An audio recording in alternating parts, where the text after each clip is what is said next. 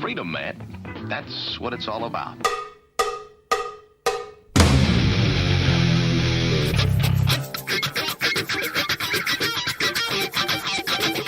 You've got to groove on freedom, like the good book says.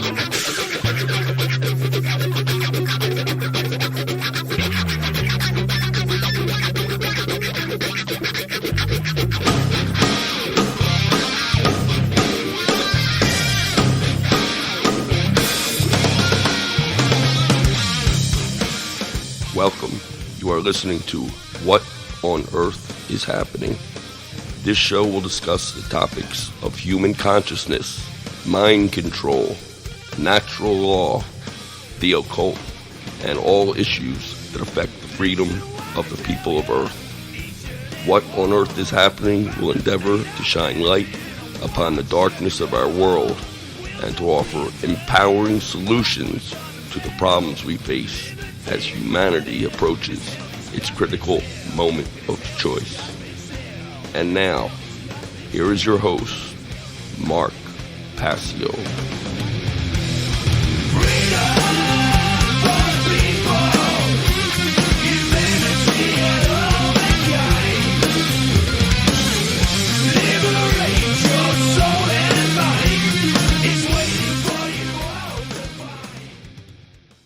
Welcome one and all. You're listening to What on Earth is Happening right here on the Republic Broadcasting Radio Network.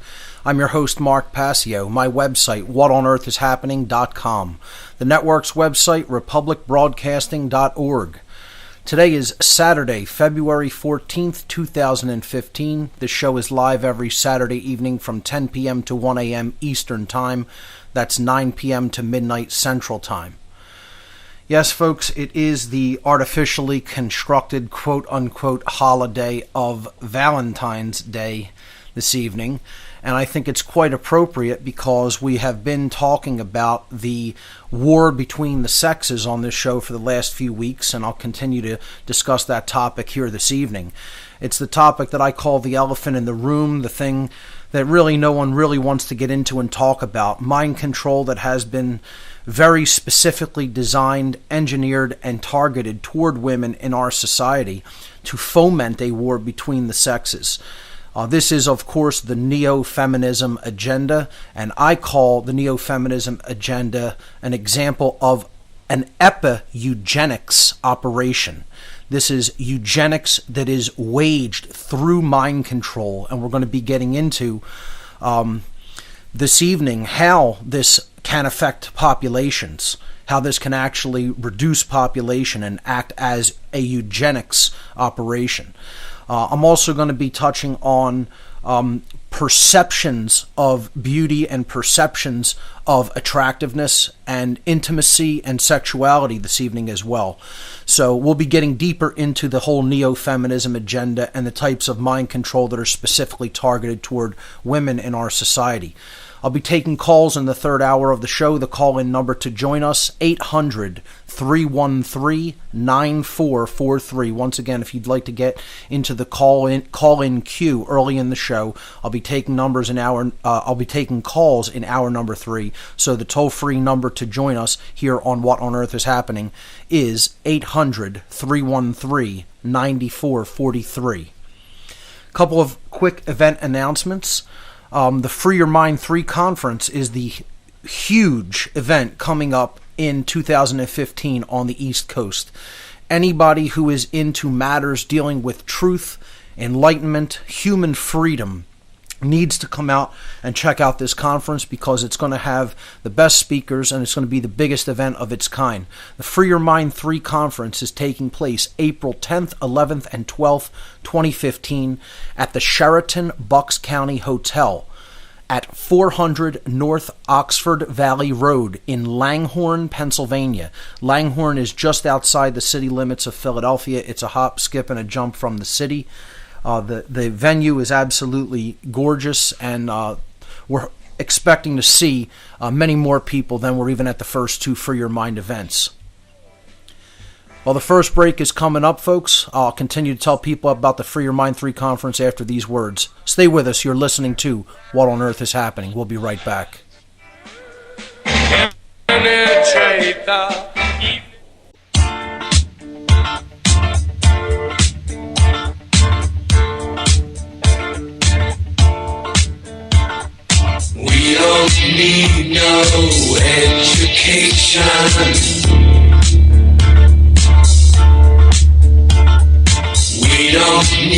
no thought control. No dark sarcasm in the classroom. Teacher, leave them kids alone.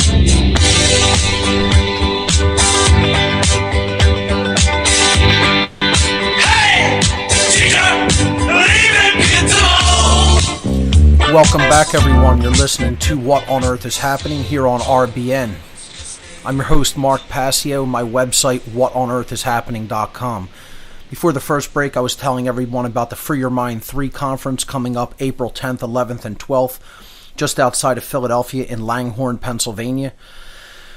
The speakers, the confirmed speakers for this year's Free Your Mind conference are as follows: Bob Tuskin, Clint Richardson, Curtis the Illuminated One Davis, Dennis McKenna, Derek Brose, Ed Fortune, the New Jersey Weed Man, Frater X, Freeman, Fritz Springmeyer, Jay Parker, Janice Barcelo, John Bush, John Vibes, Josie the Outlaw Wales, Laura Eisenhower, Lennon Honor, Luke Rudkowski, Mark Devlin, myself, Mark Passio, Stuart Swerdlow, and the Anti-Media Panel. There will also be a panel discussion group with many of the speakers from the event. There will be open mic night sessions at the end of the night for 5 to 10 minutes each speaker, going for about 2 hours after the conference each night. And then, the tickets are on sale now, and you should go to the website and buy your tickets in advance to support this great event, because that's the best way that you could help the organizers to bring the speakers to the event, to lodge them for the duration of the event, and to help pay for the conference venue. All of this is extraordinarily expensive. I mean, I tell people, look into what it really takes to put a conference of this magnitude on, and you'll understand that it's not done on the cheap. It's something that takes a lot of dedication. It takes a lot of time. It takes a lot of sacrifice of many, many, many free hours of work to get that accomplished, and it takes a lot of money to do it too, because there's a lot of expenses involved. The best way anybody can support this event is to buy your tickets in advance. So go and get your tickets now. It's coming up only in a couple of months. The all weekend pass is $150. That's the cheapest conference ticket price that you'll find for a conference of this size and scope anywhere. And for listeners of this show only, for listeners of What on Earth is Happening, I've been informed by the conference organizers they're going to do a new promotional code, a coupon code promotion through the end of February. So for the next 2 weeks until the end of this month, you could use coupon code Passio, that's Passio, my last name, for $15 off any ticket purchases of $100 or more through the end of February, through the end of this month. Go to freeyourmindconference.com to get your tickets now. freeyourmindconference.com. You don't want to miss Free Your Mind 3 coming up April 10th, 11th, and 12th, just outside of Philadelphia.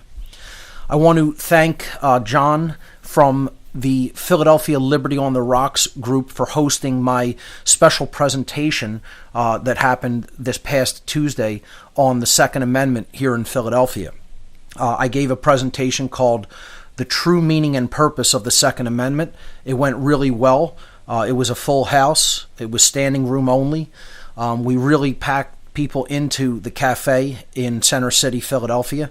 And I think they really learned a lot, and I think it went overall as best as I could have possibly hoped. And it was professionally video recorded with good audio quality recording as well. So I will be editing that footage and posting it to my website and YouTube channel very shortly. I don't want to give an exact date, but probably within the next couple of weeks, hopefully, depending on how my schedule and my time goes over the next couple of weeks. So look for that coming very soon. I think the presentation really hit all the marks that I wanted to hit on, and I think people who did come out really learned a lot from it. Also, be on the lookout soon. I don't have an exact time frame, but I have been informed that the Demystifying the Occult seminar is being worked on. The video is being edited as we speak, so that should be coming shortly as well, although I don't have an exact time frame on that. But that seminar is still going to be coming out, and I will be posting that also to my site and my YouTube channel, so stay on the lookout for that one as well. There are still some What on Earth is Happening promotional t-shirts available. To receive one as a gift in return for a voluntary donation to What on Earth is Happening, you could check out the top of the news section of the website, or you can click the first link in the latest news items on the left-hand side of the whatonearthishappening.com website.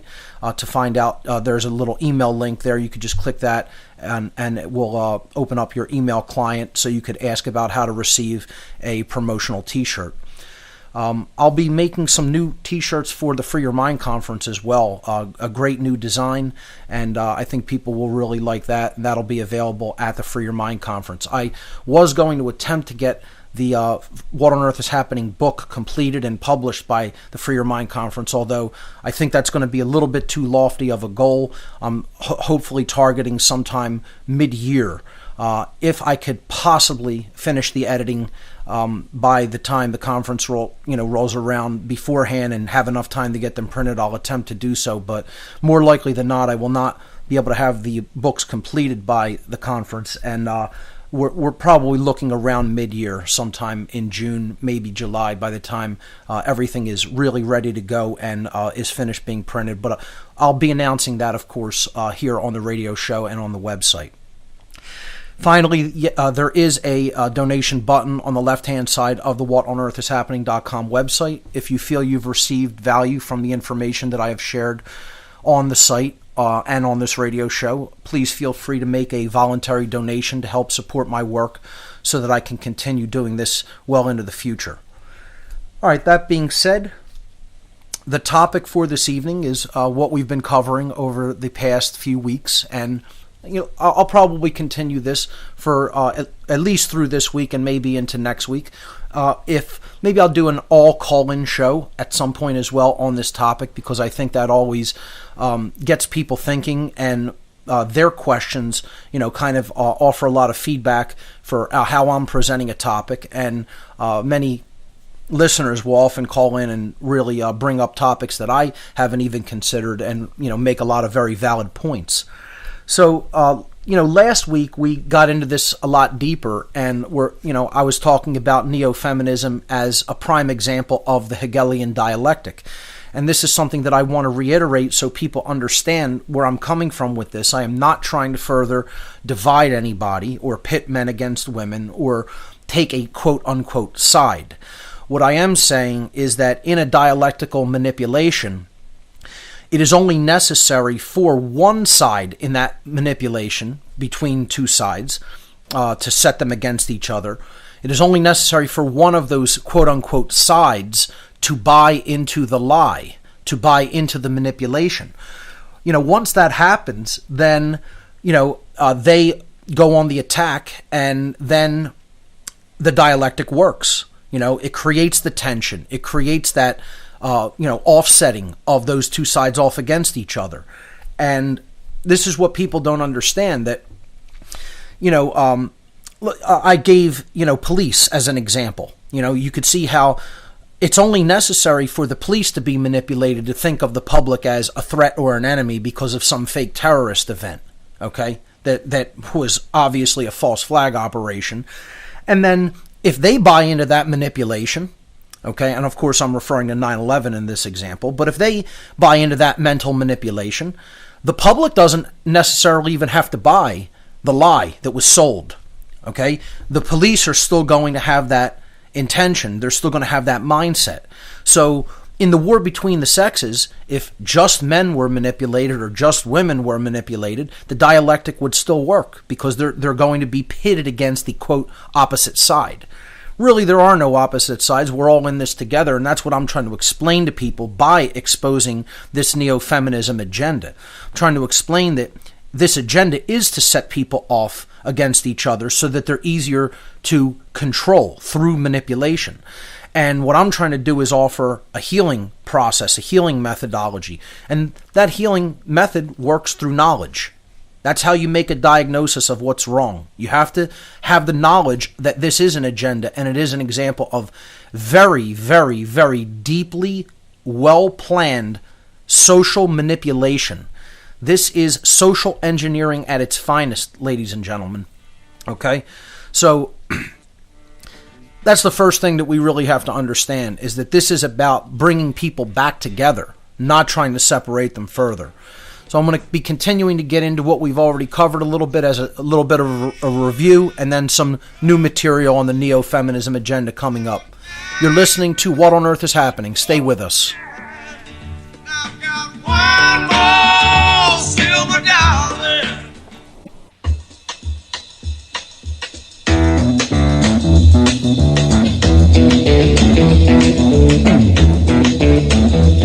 You know the day destroys the night, night divides the day.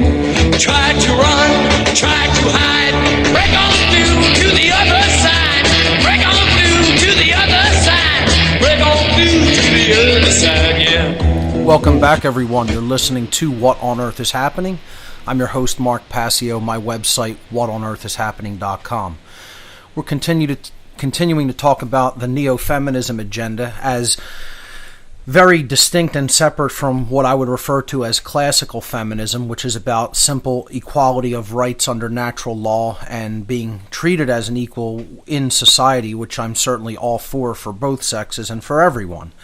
Neo-feminism is something altogether different with quite different hallmarks, which is largely about manipulating women into pitting them against men in society, and it's done deliberately to foment a war between the sexes, and we're in the throes of that war, make no mistake about it. And what I'm trying to do is help people to understand where a lot of this agenda came from, what it really is, so that we can actually move forward and recognize that this is a divide and conquer strategy, that this is a dialectical manipulation to try to weaken the population and ultimately really destroy our civilization. It's an example of what I call Epi-Eugenics. It's going even beyond traditional eugenics, because it's eugenics that is waged through mind control. It's waged through social engineering. In past weeks, I talked about the involvement of many think tanks in this agenda, in the Neo-Feminist Agenda. How this is brought about by institutions that have long been involved in mind control and social engineering, like the Tavistock Institute of Human Relations, the think tank societies out of London, like the Wellington House and Chatham House, foundations here in the United States like the Rockefeller Foundation, international type think tanks like the Council on Foreign Relations, the Club of Rome, that's long been involved in eugenics operations. Marxist and socialist movement involvement, like the Frankfurt School, from which Antonio Gramsci, came and brought his plan about the long march through the cultural institutions in order to bring about a communist society. The Fabian Society, where we get the term Fabian socialism, about incremental, creeping socialism.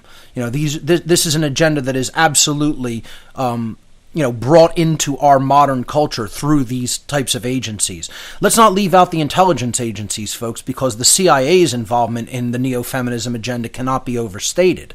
It's something that I really didn't touch on much, but I want to mention that, that's an oversight on my part not to bring up U.S. intelligence agencies, especially the CIA, because clearly they've had deep involvement in the propagation of this agenda. Last week I went a little bit into the involvement of satanic organizations, dark occultism's involvement with neo-feminism. I gave the example of LaVey's book, The Satanic Witch, as an example of the manipulation of men by women in our society. How this whole neo-feminism agenda is really a satanic mindset. It's ultimately getting people to think in a satanic mindset, a divisive mindset. It is not about unity. It is not about coming together to create more strength They don't want that in a population. They want us atomized and at each other's throats.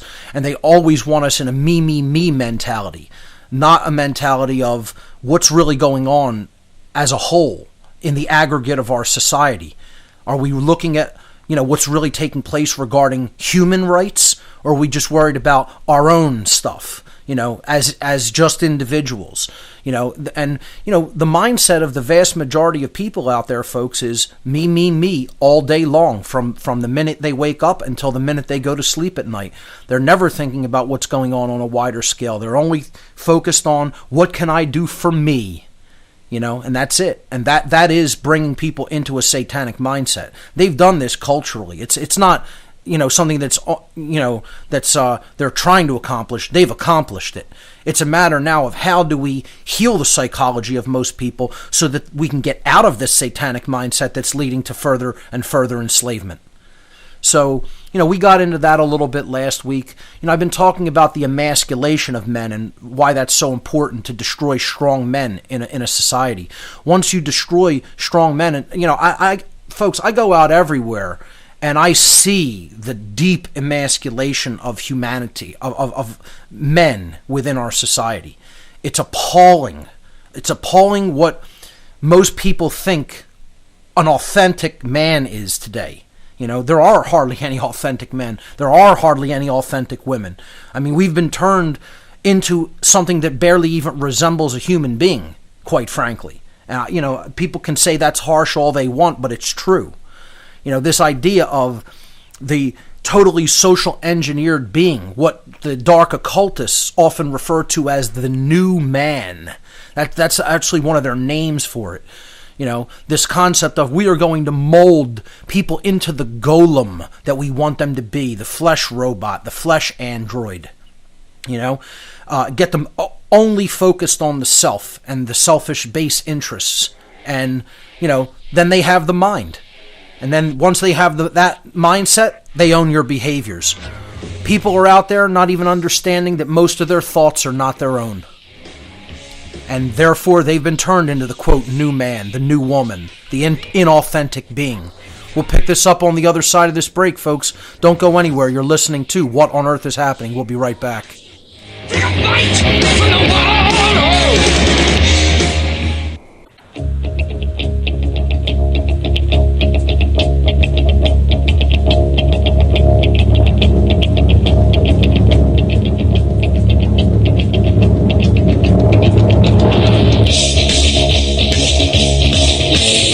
Welcome back, everyone. You're listening to What on Earth is Happening here on RBN. I'm your host, Mark Passio. My website, whatonearthishappening.com. We're continuing to talk about the Neo-Feminism Agenda as an example of what I call Epi-Eugenics. Eugenics waged through mind control. It's also a good way of bringing people into total bondage, because if you put out a form of mind control that tends to emasculate strong men, what could have been strong men in a society, the state takes that much more power, because there is no one there that is capable of resisting the state should the state go totally tyrannical, which it has. And, most men out there are just content to let this continue to go on and on and on, because they're not strong men. They're totally emasculated little boys. That's the truth of the matter. And that's why this Neo-Feminism agenda is propagated by the state. It's propagated by all the organizations that lie behind the state and comprise what I call the Occultocracy. What we're really ruled by is the occult. We're ruled by dark occultists. This whole idea, even in classical feminism, that there's a patriarchy in the world isn't really accurate. There's not a patriarchy. There's not a matriarchy. People think, it's a corporatocracy. We're run by all the corporations. Even that is a misnomer, because it goes so much deeper than just finance. This is about control of the human soul, folks. If you haven't figured that out yet, you don't know what's going on on this planet. Okay? We're living on a farm where soul energy is being destroyed and harvested and eaten. And we live in an occultocracy, as I talked about last week. And that's what people really need to understand. Most people don't understand anything about the occult, let alone the dark occult. They have no idea what it even is.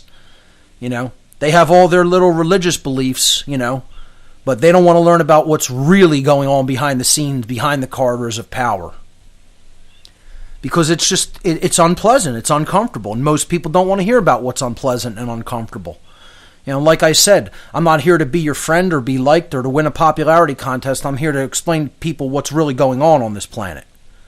So if they want to do something about it, then they're empowered with some information to actually do something and make some real world change. So, we talked about last week the mindset that most people are in, most women are in, and have been culturally conditioned to be in, to look at a relationship as a resource, as a resource for them personally, as opposed to just, looking for certain true characteristics, real strengths in an individual, meaning morality, meaning, care for truth, honesty in that true sense, meaning true right action, meaning a deep knowledge of the difference between right and wrong behavior. In other words, conscience. These aren't the types of inquiries many women are culturally conditioned to make into men. No, they're culturally conditioned to ask the first question in meeting a new man in their lives: what do you do for a living? We brought up this big question last week. The all-encompassing question that is usually the first question a man is confronted with when, having some interaction with a female in society. And I did a social experiment where I asked 75 people what the first question in casual conversation a woman asks a man after initial pleasantries like, what's your name, are you single, come up. After that's done, the first question that, after the initial pleasantries are exchanged, what is the first question that is asked? And 75 out of 75 people said, what do you do for a living? I didn't ask people overseas. The dynamic might be a little bit different in other countries, but here in America, that's the satanic dynamic that's going on. Because what it immediately says is, I'm concerned up front the most, not with what you're really like, in your characteristics or personality, but I'm concerned about how much money you make, because I equate that with security and a good man. Okay, that somehow is value in the majority of women's minds. And again, I don't want to use a blanket statement there. I'm using a generality and saying the vast majority. Not all, but the vast majority, to be honest. Okay? And for 75 out of 75 individuals, and then the caller that I asked that question blind to last week on the air, who gave the same answer, that's 76 people. For 76 out of 76 human beings to say the same answer to a question means that there is such universal cultural agreement to that dynamic that it's overwhelming. I joked last week, and I'm not even really joking. It's actually pretty serious. If you went out on a street corner and stood there and 100 people walked by, and you stopped 100 people and asked the question, what color light does the sky refract on a completely cloudless day where there's no weather, where there's no perceptible weather? I guarantee you 100 out of 100 of those people would not say the word blue. I guarantee it, folks. Okay? You'd get some other answer. But to this question, there's universal agreement. And that's saying something very specific and powerful about what's going on culturally in our world. So this is the idea of psychologically being caught up in the idea of security and safety and seeing money as that blanket for security. Not harmony with morality, not understanding and living in harmony with natural moral law. No, absolutely not. How much money do you make?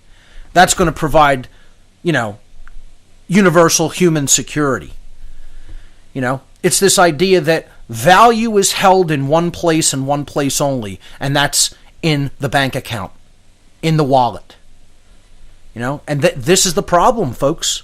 This is the problem, that many women have been brainwashed and mind controlled and culturally conditioned to think of this as the primary source of value. And I mean, what does that say about where their value system is? In the aggregate. Again, not every woman is like that, of course. But in the aggregate is what we're talking about here. If that was not true in the aggregate sense, you couldn't have that kind of universal agreement that that's the first thing that is primarily on a woman's mind. And it just goes to show how deeply rooted this cultural conditioning is. See, the problem here becomes, as I've also talked about in past weeks, which I also want to reiterate because of how important this dynamic is to understand. Many men, specifically men, will get caught up in the idea, the erroneous notion that this is simply the nature of women, that this is the nature of a human being, or at least the sexual gender of women in our society, that this is their nature. This is a problem because that's not the case. This is not women's nature to be like this. This is how cultural conditioning and mind control has gone to work on the females of our species over countless years, to turn them into someone that values money above just about everything else. And I'm not saying, again, please do not put words in my mouth and saying I'm making a blanket statement that all women exercise those behaviors and traits and characteristics. I'm saying it's going on so widespread that it is absolutely the rule as opposed to the exception. Okay? So understand clearly what I'm saying. I am using a generality, but I'm not saying everyone is like this. And I'm not saying it's their nature. That's what I'm specifically trying to explain to people, that this is cultural conditioning. This is mind control. This is brainwashing. And it's not even just done by the occultocracy. Okay? This is done by parents. This is done by former generations and passed down to their children. And that's why I want to talk about the type of the type of man in society that women have been culturally engineered to find attractive or appealing. Because this is so important when it comes to who women choose to propagate their genes with, and therefore what the next generation becomes like, and how then that's propagated down through the future generations, and we arrive at a point where we are now. You have to understand this long-term dynamic. These people in these groups think long-term. They've been planning this for countless generations. Where people have been doing this who will never see the result of this because they're long gone from the world. They're playing a long strategy game of chess because it's all about their group coming out on top of humanity, not them individually. They're involved in what I have termed a mastermind. Hundreds, thousands, even millions of minds coming together and being focused on the same goal and putting things into the world through their willpower and their dark form of care, what they want to accomplish, their base desires, and putting their actions into effect in the field of play in the world to actually accomplish that agenda. And this gets propagated through countless generations. They're implementing a long-term strategy. Whereas most human beings, they don't see what's right in front of their face. They don't see down the line in the next 5 minutes.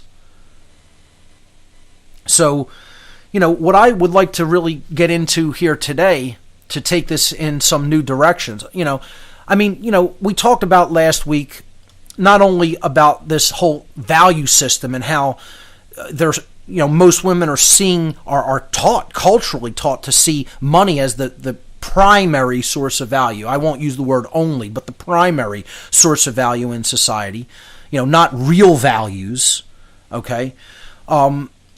And this expresses through what is known as hypergamy, which is looking to, quote, marry up in society, to find someone who has a lot more money than them, okay? And to try to, in other words, like marry for money, as opposed to marry because you really are genuinely into the qualities and characteristics of the personality of the person that you're together with. It's like taking this intimacy away from relationships and just making it about a social partnership, like a business, and it's a very dangerous game to get involved in playing, because what it's doing is it's weakening the moral fiber of an entire nation, of an entire people. Because again, as long as money is propped up and put up on a pedestal and up on a throne as the primary value of a society, and this is not just done by women when it comes to looking at men. This is done by mothers when it comes to looking at children, and fathers. Men are not separate from this dynamic. Many of them are just as guilty of making money the primary value system. So you have to understand that term and research that term a little bit, hypergamy. But this is all about really how so few people in our society, men and women, care about the difference between right and wrong. The first question I think should be asked when people are encountering new human beings that they don't know and haven't met is, do you know the difference between right and wrong? How about, do you know what's really going on in the world, and do you care? Those questions you don't hear asked, And it's often because most people want to ignore reality. They're brainwashed by religion. They're brainwashed by this new age belief system that's out there that, bring up the negative. Why do I want to deal with reality? Why do I want to look at that? Why do I want to look at all the bad stuff that's going on? That empowers it more. That's not how that dynamic works. You don't look at what's going on that's bad and negative and disempowering and that is being used to control people. You're going to get more of it because you're not doing anything to stop it. You're going to let evil run unchecked in the world. And that's where they have people. Me mindset. Money is the only source of value. And I don't care about the injustices that are going on throughout the world. I care about me and my own situation. And you know what that's called, ladies and gentlemen? That's called Satanism. I should know a thing or two about it, as I was a priest in Satanism for many years of my life. That's the mentality. That's the religion called Satanism. People want to insist this is about the worship of some Christian archetypal devil beast. No, it isn't. Satanism, you could sum it up in a nutshell, folks. It's worrying about you and yours all day long, every day for your whole life, or the majority of it. That's called Satanism. You're only focused on yourself and your own gain. And that's where they have most people. And, this is most men and women.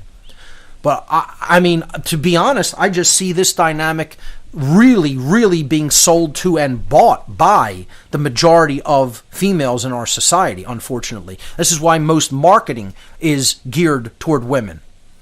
Because they know that traditionally they were the people who, directed homes and provided the nurturing environments of homes. And so they're kicking into high gear, marketing toward women and using all of these archetypal mind control brainwashing techniques to get into the subconscious mind and make them want, in many cases, things that they don't need. It's approximately 85 or 86% of the entire economy is driven by purchases made by women. That's an amazing figure. That's an amazing number. It's about 85% of purchases. So they're driving largely, not entirely of course, but largely the entire corporate economy with their purchases. What does that say about how effective the techniques of manipulation and marketing have been toward women? That number should probably be about equal. All things being equal, but they're not. Because due to the cultural conditioning and due to the way women have been brought up by their parents in many cases, and the former generations, they've entered into this mindset that is about money being extraordinarily important to them. And to me, what this is saying is not only do they not largely care about what's going on a wider scale in our society, and this is evidenced by how many, by just looking at the ratio between men and women truth tellers, truth seekers and truth tellers within the so-called truth movement. It's a painful statistic that most people don't want to look at. And then they'll want to get angry at me for pointing it out. You know, I mean, compared to how many men are out there doing the great work of trying to expose the evil that's going on in this world, how many women are doing that? In comparison, the comparative ratio, if we're honest with ourselves. We'll be right back, folks.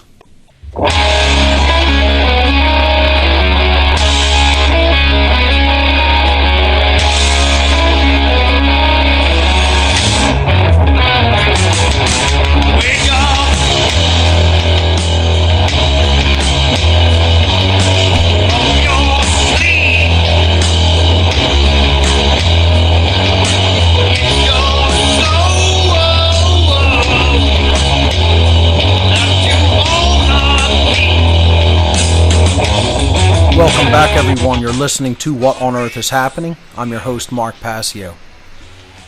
My website, whatonearthishappening.com. You know, before the break, I was asking the question, you know, why don't you see an equal amount of men and women within the truth-speaking community? Clearly, there are many women involved, but if you look at the ratio, the comparative ratio, I mean, it has to be 90 to 10%, or if not, you know, even more skewed. And, you know, you have to ask yourself the question, why is that so? If women in our culture were just as concerned with truth, morality, equality under natural law, again, when we're talking about equality here, please don't make that in your mind seem like I'm saying sameness. All right. When I say equality, I mean equality under natural law. All of us being equal in our rights. You know. So I believe in equal but not the same. Equal under true moral law, not man's law, but not the same. Meaning, of course, people will always have different characteristics, traits of their personality, talents, skill sets, etc. Nobody's going to be the same. You know, that's very important to emphasize when you talk about equality between any groups of people. When I say the word equality in those instances, I'm talking about equality under moral law. Meaning everybody has the same rights everywhere and at all times and places.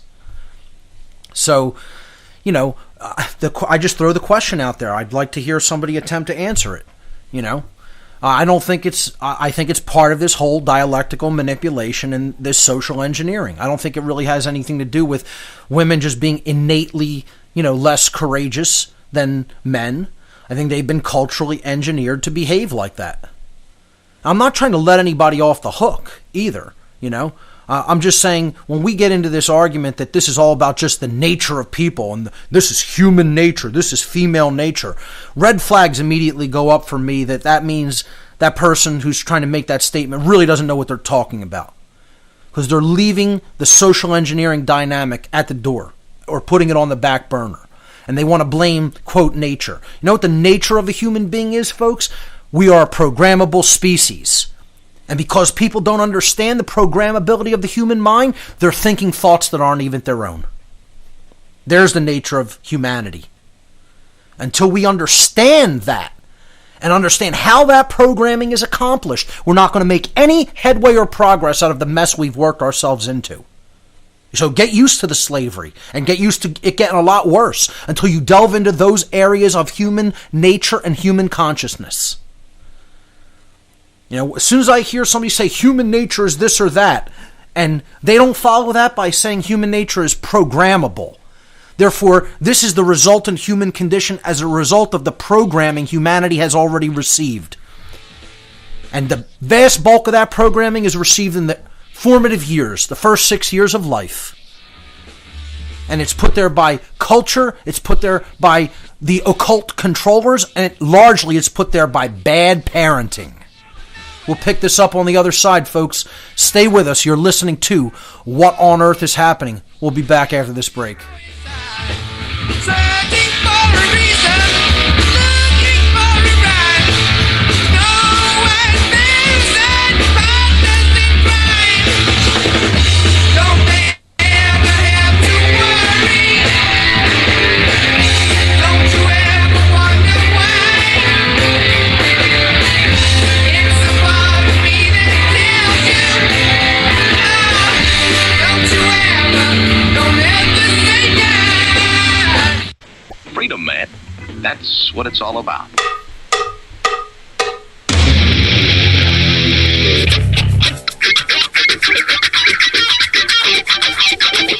You've got to groove on freedom, like the good book says.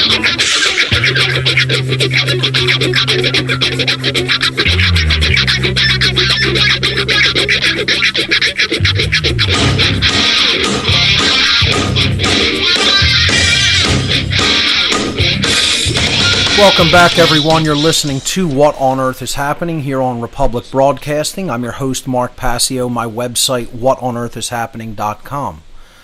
We're talking about the Neo-Feminism Agenda this evening, as we've been doing for the last few weeks, and we'll probably continue to do for the next couple weeks at least.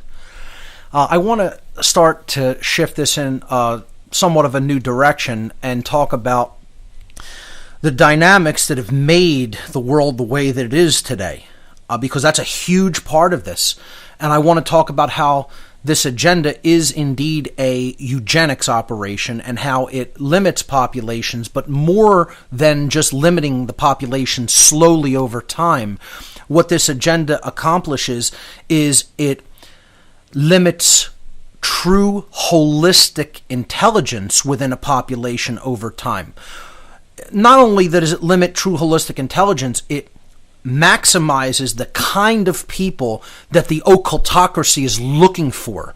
It enables them to breed and pushes out people by limiting the genetics of strong, independently thinking people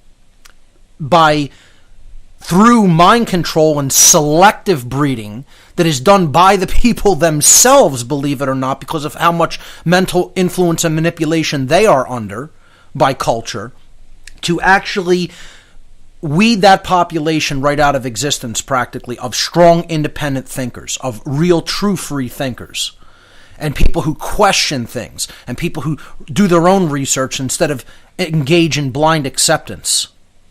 So it's a very critical dynamic to understand how it works, and it's also somewhat of a complicated dynamic. So you have to kind of follow me through here, because it's when you come out the end with this understanding that I'm going to try to give to people, you understand how epigenetics is really, Epi-Eugenics is really going to work on people in the world. Okay? So epigenetics means that you go beyond the genes. And this means you're entering into the realm of the mind and consciousness. Okay, and epigenetics, understanding epigenetics is a huge part of the solution to the problems that we face, because consciousness can trump just about anything that's going on genetically or physically. When you combine this understanding of epigenetics with eugenics, you get what I call Epi-Eugenics. Okay, and to my knowledge, I'm the first person that has coined that term. I haven't heard other researchers use it. I don't know if I am, but I think I may be. The whole point here is what you're doing is you're waging a eugenics operation, which is to control and limit and steer the population and decide who gets to propagate their genes, or who lives and then continues the next generation, and who does not get to propagate their genes. Okay? So eugenics is basically population control. It's not just population reduction, it's population control. It can be reduction, but largely it's determining what kind of traits and characteristics you want propagated in a society through the kind of genes that are going to be propagated. Okay? That's eugenics. Now, what I'm explaining that neo-feminism is it is an agenda that wages eugenics, meaning controlling which genes will be propagated in a society, but done epigenetically. Epigenetically, meaning it's done through the manipulation of the mind, as opposed to things like forced sterilization or, the relocation of certain people or the actual killing off of certain groups of people or segregating people. It's not done through physical means. It's done through the manipulation of the mind so that the population will actually carry out that eugenics operation upon itself. We'll continue with this analysis on the other side of this break. You're listening to What on Earth is Happening. Stay with us.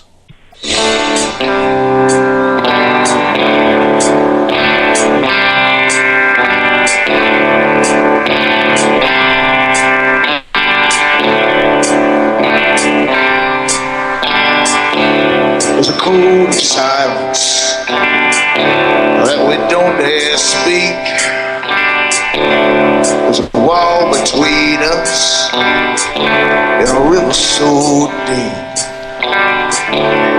We keep pretending that there's nothing wrong. But there's a code of silence and it can't go on. Boy, those words are truly prophetic and appropriate, aren't they? There's a wall between us and a river so deep. And we keep pretending that there's nothing wrong. There's a code of silence and it can't go on. That's why I've broken my silence on this particular topic, even though I know full well going into a topic like I've been covering over the past few weeks on this show, I run the risk at alienating a large percent of my listening audience. Okay? I run the risk of being called a misogynist. I run the risk of, saying you're placing all of this blame on females in society. And it's none of those things, folks. First of all, like I said, I'm not here to win a popularity contest. I'm charged with telling the truth to people, putting the truth out there so people can empower themselves with it. I'm not on any side. I'm on the side of truth and freedom. That's the side I'm on. Those are my values. That's what I find important and indispensable in life. I'll take those over being liked any day. Any day. So, again, this is about trying to heal this divide. And the only way you could do that is by talking about these issues. You're not going to get that by ignoring it, thinking it doesn't exist, and hope that it's going to magically go away on its own. I'll tell you that much. So, the direction I want to take this is trying to help people to understand how neo-feminism is a eugenics operation. An example of what I call Epi-Eugenics. And I'm going to kind of seemingly jump from kind of topic to topic from here, but you'll see how this all works together. Hopefully you will see the tapestry about how it all works together. So I'll just jump right in with general attractiveness studies that have been done over the last few decades. And I'm not even going to give any specific examples because there's a ton of them and you can look them up for yourself, okay?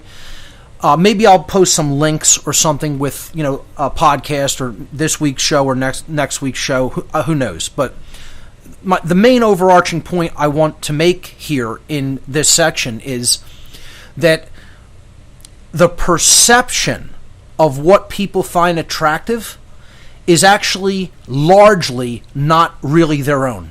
And many scientists and many people in society insist this is all genetically controlled, insist that you can't, there's no helping that, or it's just the way that it is, okay? And that's just how people are, quote unquote. We are just like that, quote unquote.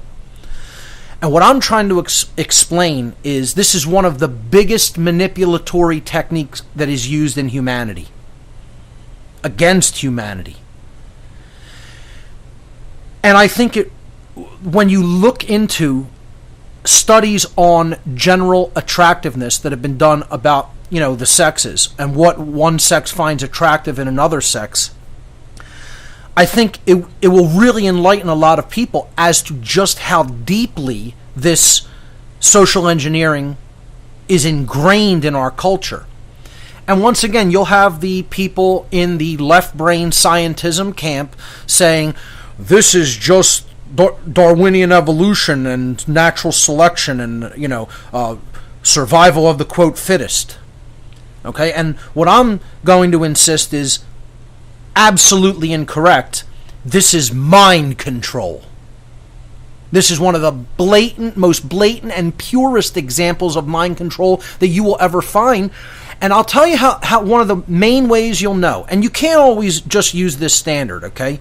When things are so skewed to one side, you know there's mental manipulation going on, folks. I mean, completely skewed way off the median, way off the norm. There's nothing natural about that.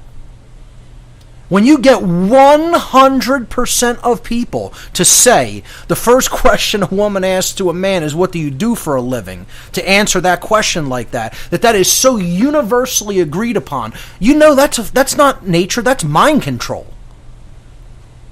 Nature strikes a balance and often forms a happy median. Not so when social engineering enters into the picture. That's what pushes things all to one extreme, to one unnatural direction. And I'm going to try to, through this section, try to explain one of these dynamics, and we'll see many other instances of this as we move forward with this explanation of how neo-feminism is in fact eugenics. If you can manipulate what one gender finds attractive in the other, you're well on your way toward being able to steer how a population propagates. And let's mince no words and make no mistakes about it. Women decide in our society which genes propagate because they are the ones who are deciding who they breed with, period. I mean, it's an inescapable conclusion. Therefore, you have to ascribe responsibility for how the culture has propagated, how humanity has propagated to the female of the society. Now, I'm not saying they bear the 100% total responsibility for that, but a large amount of it has to be placed upon their shoulders because they have, through whatever manipulation happens to be in place in their mindset, decided who to breed with and therefore which genes get propagated in a society, and then how those future generations will actually be raised because the value system that is shared between them and the men that they chose to breed with and propagate children with is then passed down to the next generation of children. I mean, this is just a simple, logical, inescapable truth. That is how genes get propagated in a society. And that's how value systems get propagated mentally in a society. And the occultocracy, the occult controllers, know this.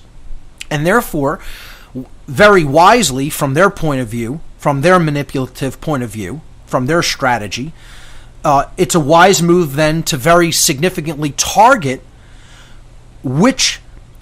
women in their mind control methods to try to steer them to choose the type of men that they want them to breed with. Therefore, they can control how the gene pool propagates down to the next and future generations. And they only need to get a few generations, which they've already done, in order for it to just take on a seemingly natural progression and propagate on its own, by rote. Then you have that self-fulfilling prophecy, type thing where they can even back off a lot of their influence and people will just do it to themselves because they think they're thinking their own thoughts, and then they pass down those erroneous notions down to the next generation and the next and the next. So one of the best ways you could do this is by manipulating what people think of as desirable, attractive, period. However you want to look at that term, okay? What I'm trying to say is it's largely manipulated and it's not a natural dynamic that is in effect in nature in human beings. in our culture today in the modern world. This is a manipulated dynamic. And I think modern attractiveness studies that have been done by many psychologists and social scientists display this perfectly. How these studies generally work, and again, you could look these up on your own, or I could maybe post a couple of links because there's many of them. How they work is they'll take a group of just men, and individually they will isolate them. Let's say you have 100 men, or let's say it's a bigger study, there's 1,000 men, okay? And you're going to isolate them in a room by themselves one at a time. And they put a screen in the room, no other distractions, just a projection screen, and they project images of women from all over the world, every culture, every walk of life, just about every age group, every social income bracket, social status, however you want to look at it. It's a wide swath of, people from all different walks of life, of women from all different walks of life. And individually, the men are asked to simply give a kind of a yes or no answer of, do you find this woman that you're seeing on the screen acceptably attractive? And it's not like for long-term relationship or marriage or anything like that. It's just general attractiveness. I'll continue to explain this on the other side of the break. You're listening to What on Earth is Happening. We'll be right back.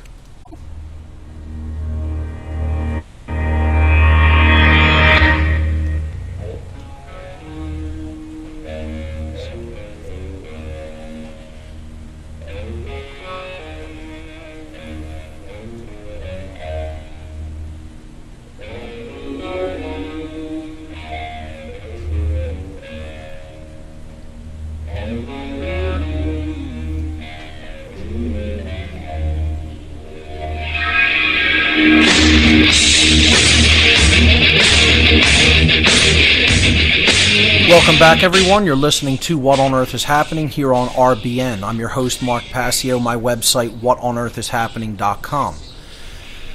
Of course, we're continuing to cover Neo-Feminism as an example of Epi-Eugenics, as I've coined it.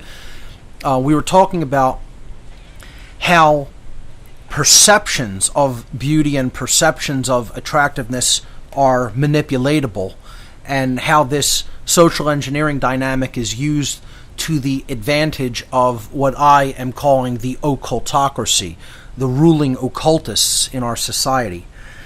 And when you look at some of these studies, you could see how much manipulation is involved by the skewed numbers involved, which will really, really shock a lot of people. I know friends that I brought this dynamic up to have been incredibly shocked by the figures involved, and that's what I want to share with people and explain how these studies work.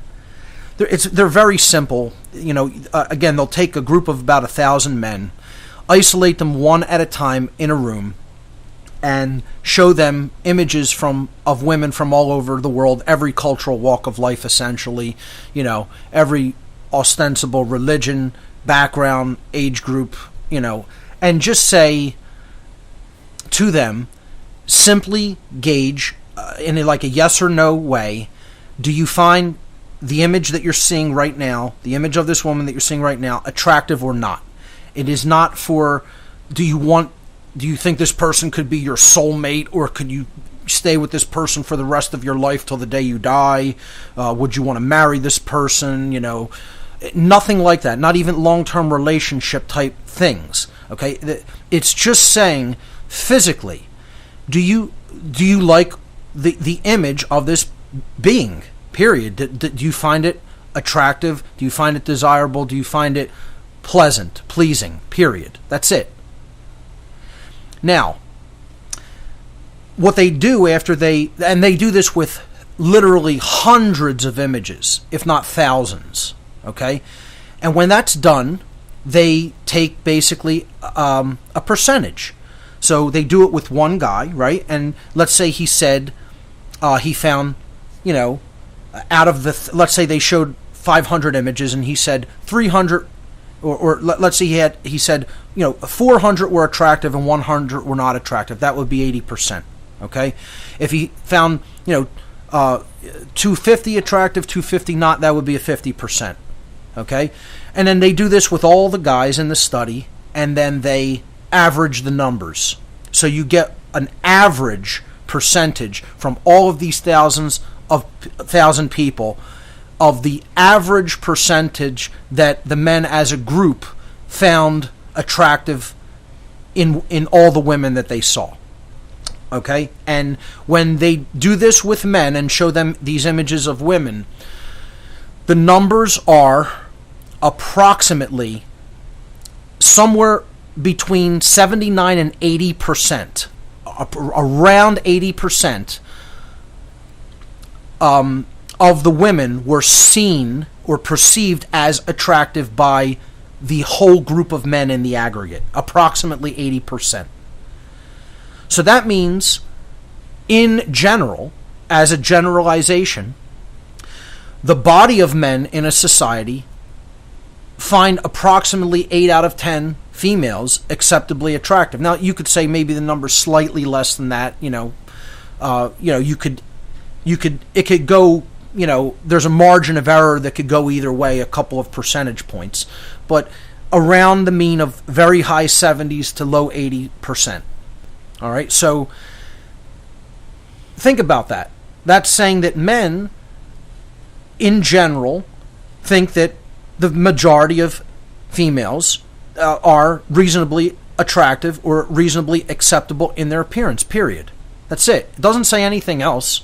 It doesn't say, that, again, they would want to spend their entire lives with any particular people that they were shown, or, they thought it says nothing about the personality types. This is a study in physical attractiveness, very simply.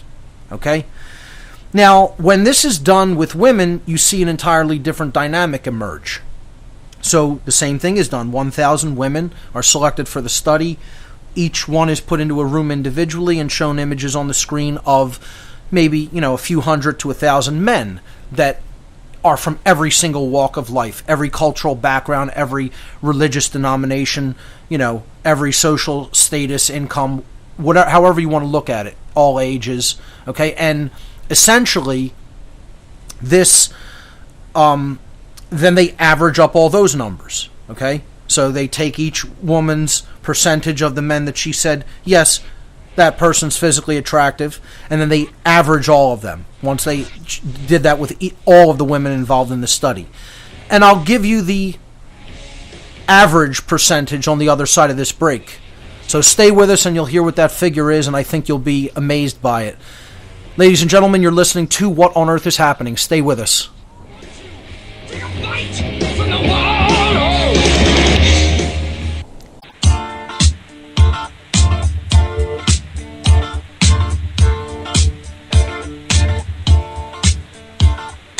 We don't need no education.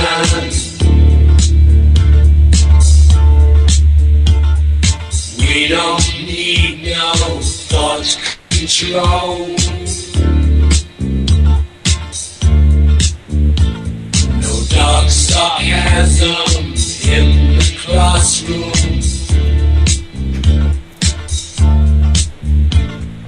Teacher, leave them kids alone.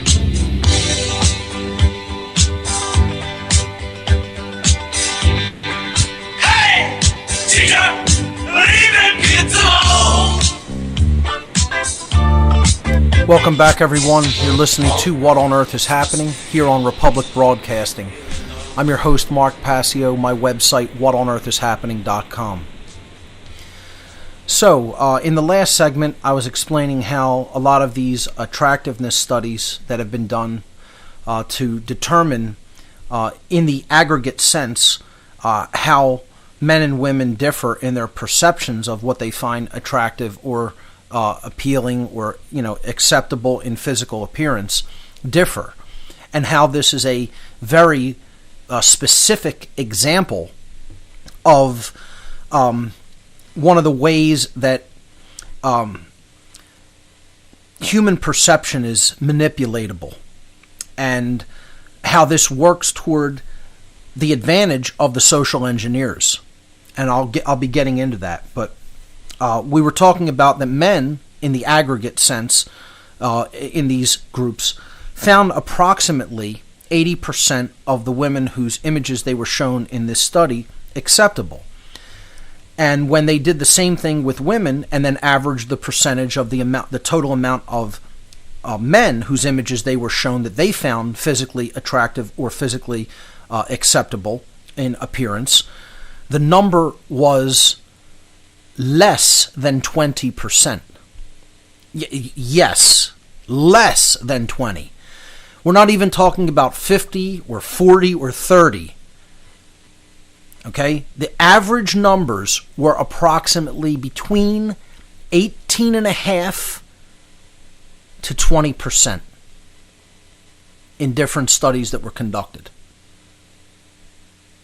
Which means less than or approximately 2 out of 10 men in our society are considered by women to be reasonably physically attractive. And again, this has nothing to do with relationships. This has nothing to do with personality characteristics. This has to do with simple physical appearance. Less than 2 out of 10. Now, upon seeing the results of these studies, I don't immediately start. My mind does not go to the place where most other people's mind goes to. Now, I'll tell you where their mind goes to, which is completely incorrect, erroneous thinking. It goes to this whole notion of, well, that's just biology.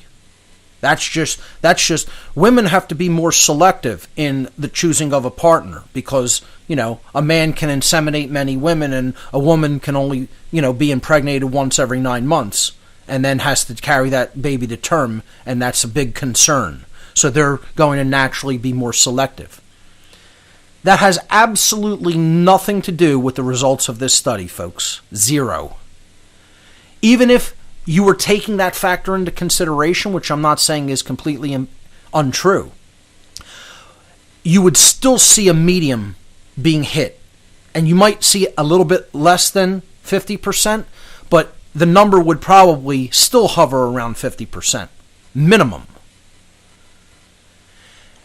When you see something that's that skewed, there's mind control at work, without any question. This is social engineering at its finest, because what the social engineers want is to be able to control population, and more specifically than that, what they want is to be able to control what kind of person propagates their genes and what kind does not. So, one of the best ways to do that is to manipulate what a certain gender, namely the gender that propagates the genes through their choice of who to have sex with and therefore who to breed with. If you can manipulate that mindset, that perception of what is considered or deemed attractive, and then propagate that notion socially, culturally, in a widespread way, you're well on your way to being able to manipulate who breeds and who does not breed, which is what eugenics is in a nutshell. And what they want to put forward to most women in society as to what is attractive is the emasculated male. This is what you see propagated in magazines. This is what you see propagated on television shows.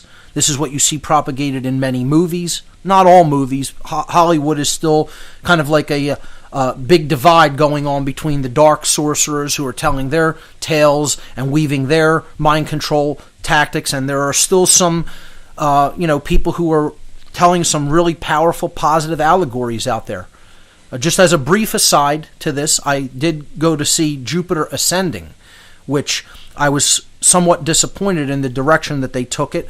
I thought this was going to be about there was some info, very good info put in there about the real history of Earth and how Earth is a farm owned by beings that are not quite fully human. This notion was interweaved into the storyline, but with this good, promising storyline, they really took it off in the direction of like a romance film kind of. What I did find that was very well done, or at least somewhat well done, is since the main character was a female, the Jupiter character, not to have any overt spoilers, but if you don't want to hear any minor spoilers, then don't listen to this part. She has to make a choice in the film. The film is all about her individual choice. She has to make a film about getting out, either staying in me thinking and only caring about her and her own life and her family's lives, her immediate family's lives, or taking on a wider level of consciousness and a wider perspective about what's actually happening to the human species, the human race, who are being bred like cattle for harvesting. And she has to make a decision whether to stay in that selfish mindset or to come out of that selfish mindset and develop true care for all. In other words, to come out of what you would consider philos form of love, which is familial type love, and to move to agape type love, which is care for all, care for the well-being of all beings. She does make the right decision in the film, which is, a positive aspect of it.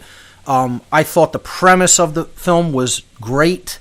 I thought the implementation of the film was weak. And I was kind of disappointed by the Wachowskis' implementation of it. But that's all I'll say about that in my brief aside. I think it's still worth kind of checking out.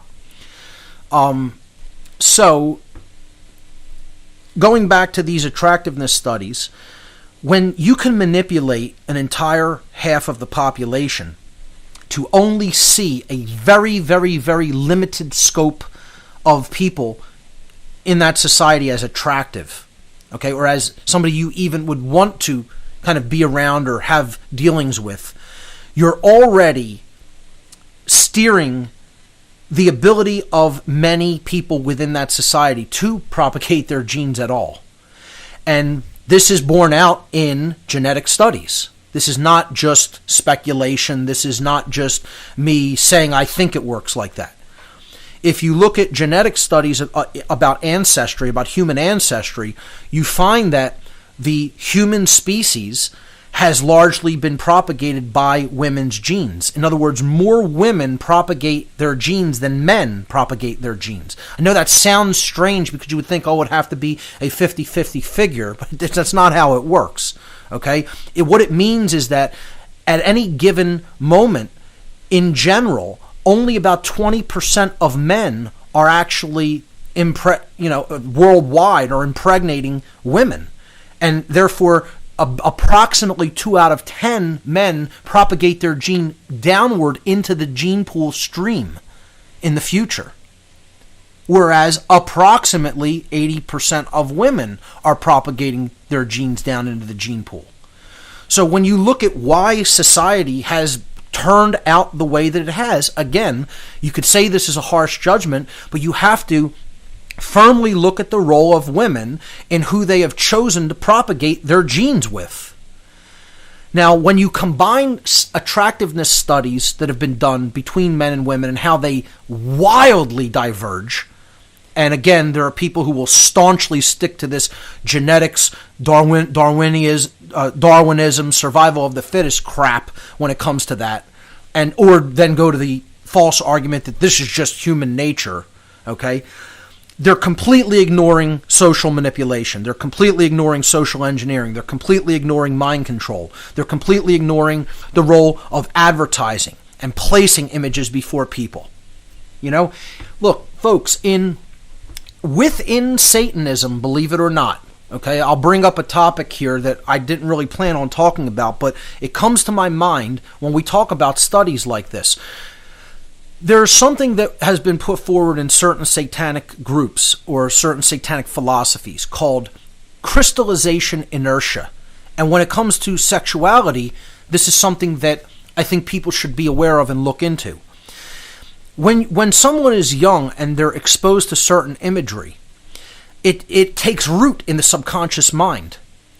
And people will think, well, preferences, sexual preferences, attractiveness preferences, things like that, are just ingrained and they're just part of somebody's DNA.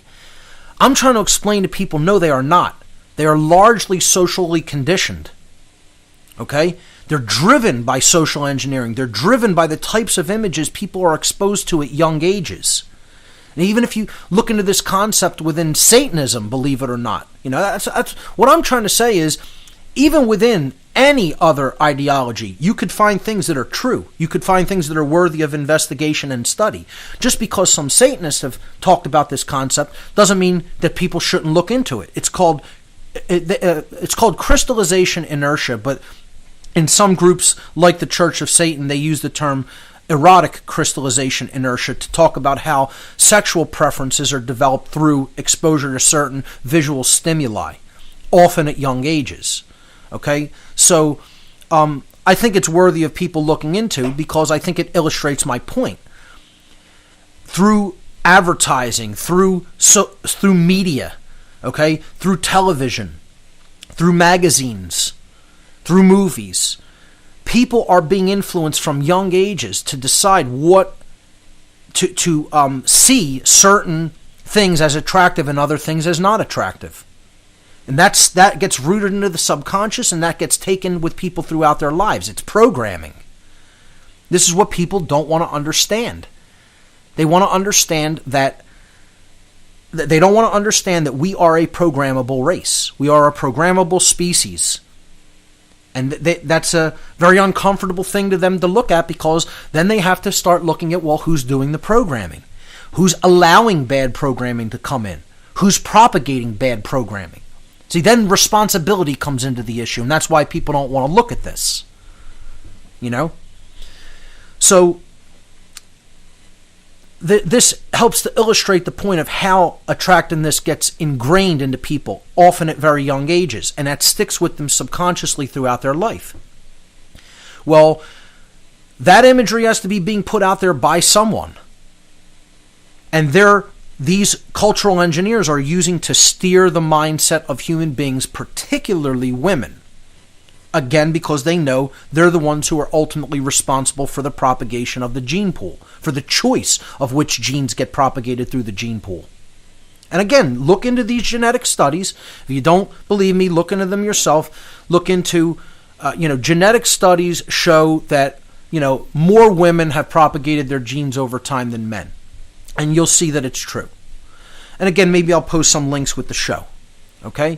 So this is one of the topics that I want to explain about how this is a eugenics op. Now, how that works then is, out of the very small percentage of males that many females even find acceptable mentally, okay, the females mentally, through their perceptions, find acceptable to even socially engage, let's say, okay, at all. Then you're going to have a smaller percentage within that 20% or so, and it'll, of course, women aren't just going to interact with those 20%, okay, socially. It'll be a much larger number that they interact with, but the studies show that they will generally wish to engage any further relationships with about 20% of males, because that's what they even physically find attractive. Then they'll weed that down by what they're looking for beyond just looks. And then that comes into this dynamic of hypergamy, and it brings in the dynamic of, well, what is their communicated value system that they've received from their parents and the older generations, and then how are they going to interact with this smaller percentage of males that they, have already kind of weeded down from the bulk of the male population. And then they're going to say, well, moving forward into the future with more serious relationships or long-term relationships, they're going to find the people who have those social characteristics that they find attractive and move forward with those individuals. So you're really talking about an even smaller percentage of men. So what is happening as a result of this limitation within the perceived value, attractiveness, and value of men is you're actually seeing population reduction happen. And people will say, how could you possibly say that? The world's more overpopulated and tighter numbers of people than it's ever been. Wrong. The world is not overpopulated. This is more social engineering and mind control. Cities are largely overpopulated and stacked with people because they're concentrated focal points for populations, whereas we don't have distributed populations over the land. This could create the perception of overpopulation, and they want that because they want people on board with eugenics. Again, it's what I call mini-me Satanism. They want people thinking satanically. People who think satanically and agree with the tenets of Satanism are more likely to be manipulated and socially engineered and controlled if they get people thinking in a lower level way like the real occultocracy thinks. We're going to talk about declining birth rates in just about every westernized country on the other side of this break, folks. Stay tuned for that. You're listening to What on Earth is Happening. We'll be right back.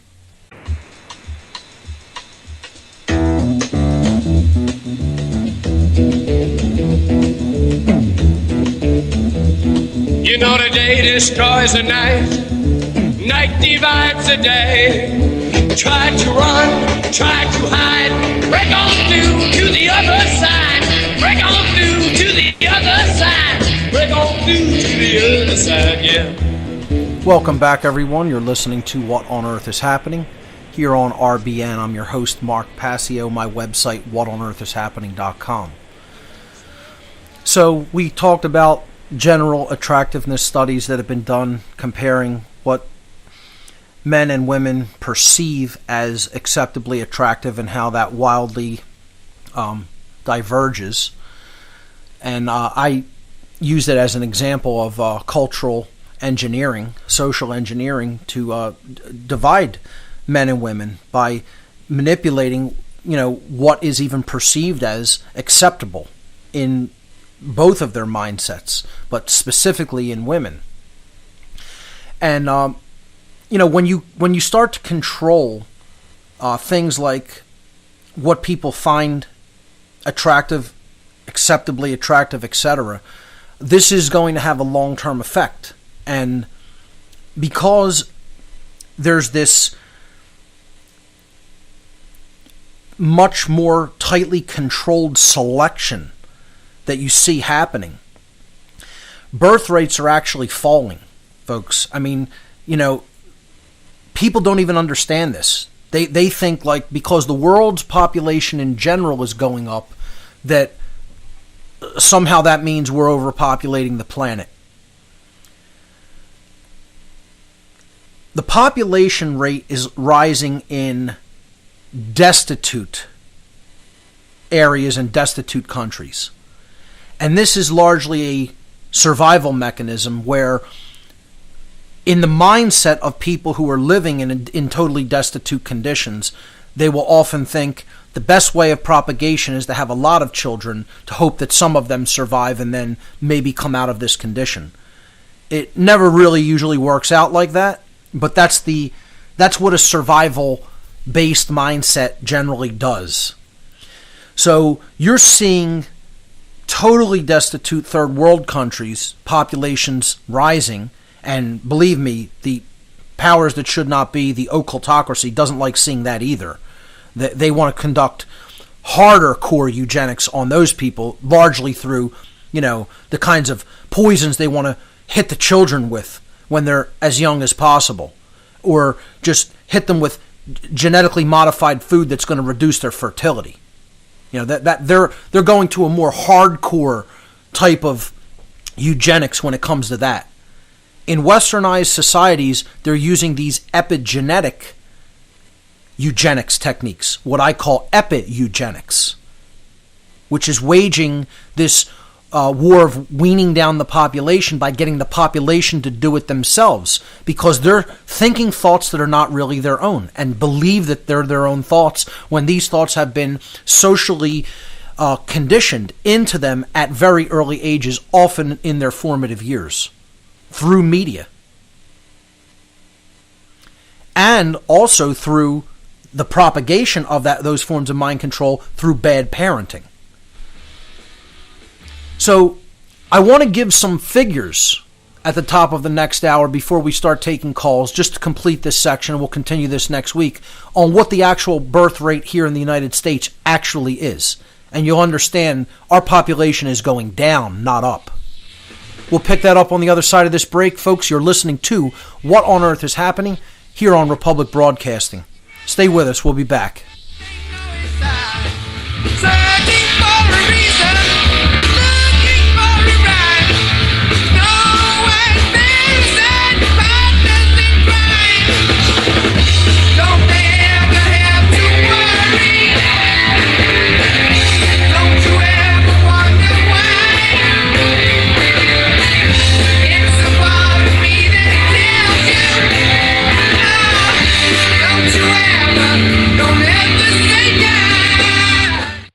Freedom, man. That's what it's all about.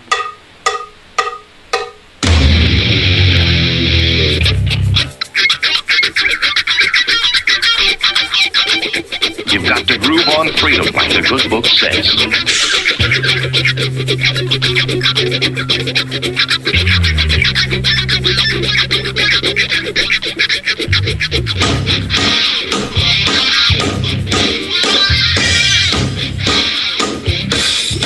Welcome back, everyone. You're listening to What on Earth is Happening here on RBN. I'm your host, Mark Passio. My website, whatonearthishappening.com. We're into the third hour of the show for this evening. We're talking about the Neo-Feminism Agenda, how it is a methodology of eugenics, and it's what I call Epi-Eugenics. Eugenics waged through mind control. I was getting ready to talk about declining birth rates, particularly in Western countries, and all you got to do is type into a search engine, birth rate figures, and you'll see that the birth rate is below the necessary requirement to propagate the population, to maintain a steady number, to maintain a population that's neither rising nor falling. You need a 2.1 birth rate, which means that you have 2.1 births per 2 people. And the reason you need a little bit more than 2 per 2 is because there's unnatural deaths that happen, in society, and that accounts for, a slightly higher death rate. So the birth rate has to be at about 2.1. So it's slightly above a natural, death rate at the same time as people are born. So the birth rate has to be 2.1 per 2 people for the population to maintain a steady number without rising or falling. Currently, the birth rate in the United States is approximately 1.84 to 1.85, depending on whose numbers you're looking at. That is well below the rate that is necessary to maintain a steady population. So the actual population overall within the United States is falling, not rising. And if you look up just about every other, quote, westernized country, okay, industrialized country, the figures are approximately the same, if not worse, than the United States. Some of them are, in many cases, lower than 1.8. The United States is right about in the middle of 1.8 per 2 people. Again, depending on whose figures you accept. But recent numbers have shown approximately 1.85 is the birth rate in the United States. So we don't have an overpopulated world. We have overcrowded cities. And that's how the occultocracy wants it. That's how the occult controllers want it. They want people crowded into regions where they could be easily herded and controlled. They don't want them being around nature, a natural environment, and they want to try to wean this population down as much as they can, but moreover than that, they want to take out the qualities and characteristics within the population that they do not want propagating. and therefore they have to propagate the notion of attractiveness to the female who chooses who to propagate genes with down to the next generation. They have to make the acceptability or the characteristics for attractiveness be ones that are hand in hand, go hand in hand with the propagation of this immoral system. In other words, men that are acclimatized and go along with and agree with the corporate world. Okay, and this is why they have to ingrain into women that money is so important, that it's the number one important thing, that it is the source of value, that it is the source of security. Forget morality. Forget ethics. Truth. What's that? Who cares? Reality? Couldn't be bothered with it. It's working splendidly, folks. And the population is actually dropping as a result.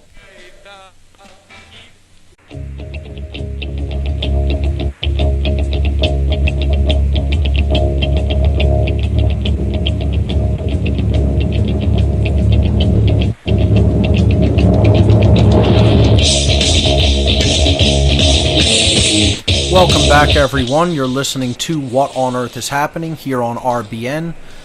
I'm your host, Mark Passio. My website, whatonearthishappening.com. Before I go to the calls, I want to give the call-in number once again. The call-in number, toll-free, to join us here on What on Earth is Happening is 800-313-9443. Once again, the call-in number, toll-free, 800-313-9443. I'll be going to the phones in just a few minutes, but I just want to give people a little bit of a preview of what's coming up on future shows. So, of course, I'll wrap up the topic there, unless, we go into a lull with calls, then I'll jump back in with some more material. But, I concluded there in the last segment with the falling birth rates in westernized countries, which are easily, able to be looked up on any search engine and confirmed. This is showing how this is a eugenics operation which is very much working. It's a brilliant strategy. It's a multifaceted plan. I don't expect anybody to understand all the facets or intricacies of the plan by just listening to one show. You'll have to understand this section of neo-feminism in its totality by listening to all the shows I've done on this topic, but then compare it and contrast it and put it into the larger puzzle picture with all the other things that I've covered since day one on this radio show, which is why I always recommend listen to the show in order from number one at your own pace, because it is a tapestry of information. And you can't build the things in the later sections without building a firm foundation at the beginning. So this is a stepwise, progressive initiation into knowledge and into the truth about what's really going on in the world and how this society is 100% completely manipulated and controlled. And that's done through social engineering, or otherwise mind control. So I'm going to take this topic into... it's so necessary to destroy sex drives, and propagate a genuine lack of genuine intimacy in society. That's another big part of what's going on that's fomenting the further war and tension between the sexes in society. You also want to take one side if you're the government or you're the controllers, because that's also going to drive a wedge further in between men and women. And we could look at some of the ways that, women kind of are benefited by government and benefited by the whole immoral system that's propagated up around us, and how many of them like it like that. They like to take advantage of those, quote, perks and see government as a protector or a daddy figure. And this always comes from parental abandonment issues. Just like all the people who want the nanny state have mommy issues, the people who want protection by this immoral institution called government often have daddy issues. So, we'll talk more about how this fits into parental abandonment issues as well, because that cannot be overstated. Destroyed sex drives through overworking people, the type of pop culture that they're sold, and how that is propagated into their mindset through food, water, chemicals, radionics, chemtrails. All of that goes to work on people's libido as well. So we'll be getting into how they actually not only use, manipulatory tactics regarding attractiveness and values, but how they do it often physically as well to make people not want to propagate their genes by destroying sex drives. We'll talk about how women have been hypersexualized, and yet in many cases through family and popular culture discouraged to have healthy sexual lives.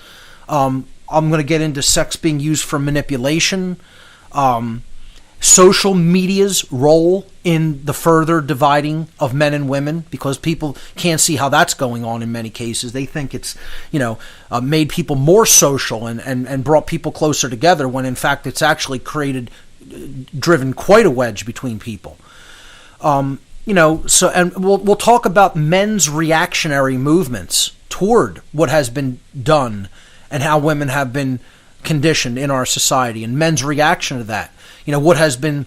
We'll look at, certain attitudes within like MRA, men's rights activism movements and things like that. The MGTOW movement, which stands for men going their own way. This concept called the sexodus, which is another big thing about like men dropping out of society, not even wanting interaction with women as a result of, this dynamic that I've been talking about of the Neo-Feminism Agenda. So this will be coming up on future shows. I'll be getting into all of these topics and more. Probably take at least another couple of weeks to go through it, but like I said, this will take as long as it takes because I think it's such an important dynamic to deeply understand. So I'll stay on this topic for as long as it takes to thoroughly, to my satisfaction, cover the issues that I want to talk about. After that, I'll be going I'll probably be giving my presentation that I just gave at Philadelphia Liberty on the Rocks, called The True Meaning and Purpose of the Second Amendment. I will probably take a whole show and give that presentation in an extended form live on the air with slides. Even though I'll be posting the video of it, I'll probably do it as a radio show, an extended podcast with slides. So that's coming up because I want to re-emphasize the importance of gun ownership rights and re-emphasize the importance of the Second Amendment in general. I'll probably be doing an entire series on the occult history of Nazism, of the religion called Nazism, in a future show, and going into all the occultists who fomented that religion and brought it to the forefront in the early and mid part of the 20th century. So that'll be a series coming up on what on earth is happening. And then I'm going to go back into solutions in future shows and talk about what I feel is a social informational warfare technique. A social informational warfare technique that, to my knowledge, I have never heard proposed by anyone.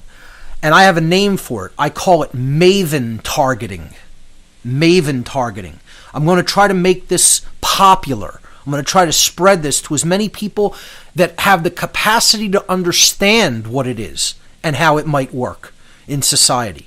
And that's all I'll say about it for now. I kind of hinted at it before, but we'll be getting into these and many more topics in coming weeks. So let's go to the phone lines and hear what people have to say. I would prefer to keep it on the topic of neo-feminism in general, although there are never taboo topics on this show. So, if people want to bring it in a different direction, I won't stop them from doing it, but I'd like to hear calls on the Neo-Feminism Agenda, if at all possible. So let's go to the phone lines and let's hear from Ray in Oregon. Ray, you're live on What on Earth is Happening. Welcome. Hey, Mark. Absolutely brilliant. It really was it. You nailed it. You're on, man. This is really good stuff. And you looped it back around for me by hitting the population. I just got in a big fight with my neighbor. It was about population. So the first thing I'd ask you is, you say you can just get these anywhere. Where did you get your stats for the population 1 point? Oh, many, many different places. You can compare and contrast this. All you have to do is type world birth rates. That's it. And you can get them for any country. You just type into any search engine you prefer, birth rates for the countries of the world. That's it. And you could go to any number, an enormous number of sources, and see how certain different sources will vary slightly, but in general, they don't vary very drastically. And the United States, I only have one in my notes tonight, in the notes that I was taking when I was preparing the show. The average percentage or number of the birth rate, it's not a percentage, it's how many people are actually, per two people in society, are actually having children and propagating their genes, period. It's 1.84 per two people. That's the average. Again, you could see it as, there's certain sites that might cover it as 1.85, 1.86. I'm leaning toward the little bit lower end of where most people had it, but it was around 1.85. So I've seen many sites listed as 1.84. Now, it needs to be at 2.1 to propagate a steady population. Right. I would take it in just a little. I got a question and then another follow-up question. As I'm going, through life, and I'm doing my best to do this great work, and I'm trying to wake people up. I understand, I think, enough about it to know it's important. I've alienated I'm not very good at it, I don't think, but it doesn't shut me up. I know I have to do it. Well, sure. As I'm looking at this, it becomes very apparent that there is a great amount of people that just ain't going to make it.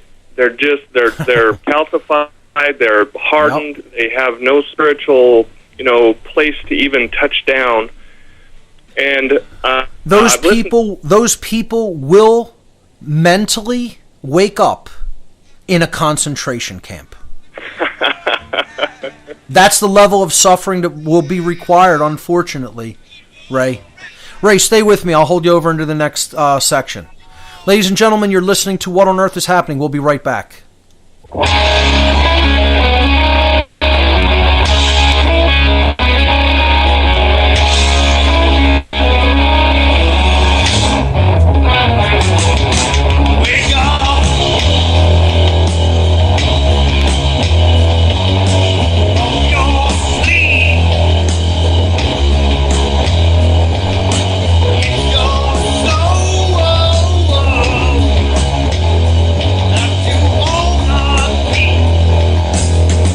How appropriate, folks. Phenomenal lyrics from the great band Spirit Caravan there. Wake up from your sleep if it's your soul you want to keep. I think, can't be any more synchromistic or time appropriate with what Ray was bringing up before the last break hit us. Ray, you were talking about how people that you try to bring these topics up to are so mentally calcified and resistant to learning and understanding the truth about what's really going on around them. You want to continue with that line of thought?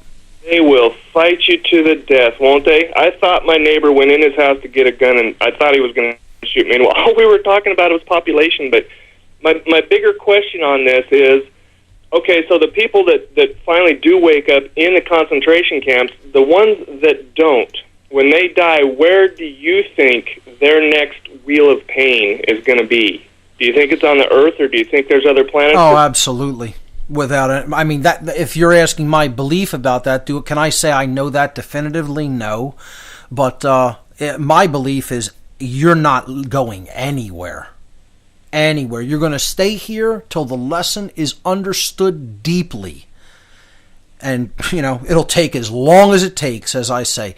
Like I say, it'll take as long as it takes to cover this topic. It'll take as long as it takes for the soul's journey to progress into higher levels of awareness.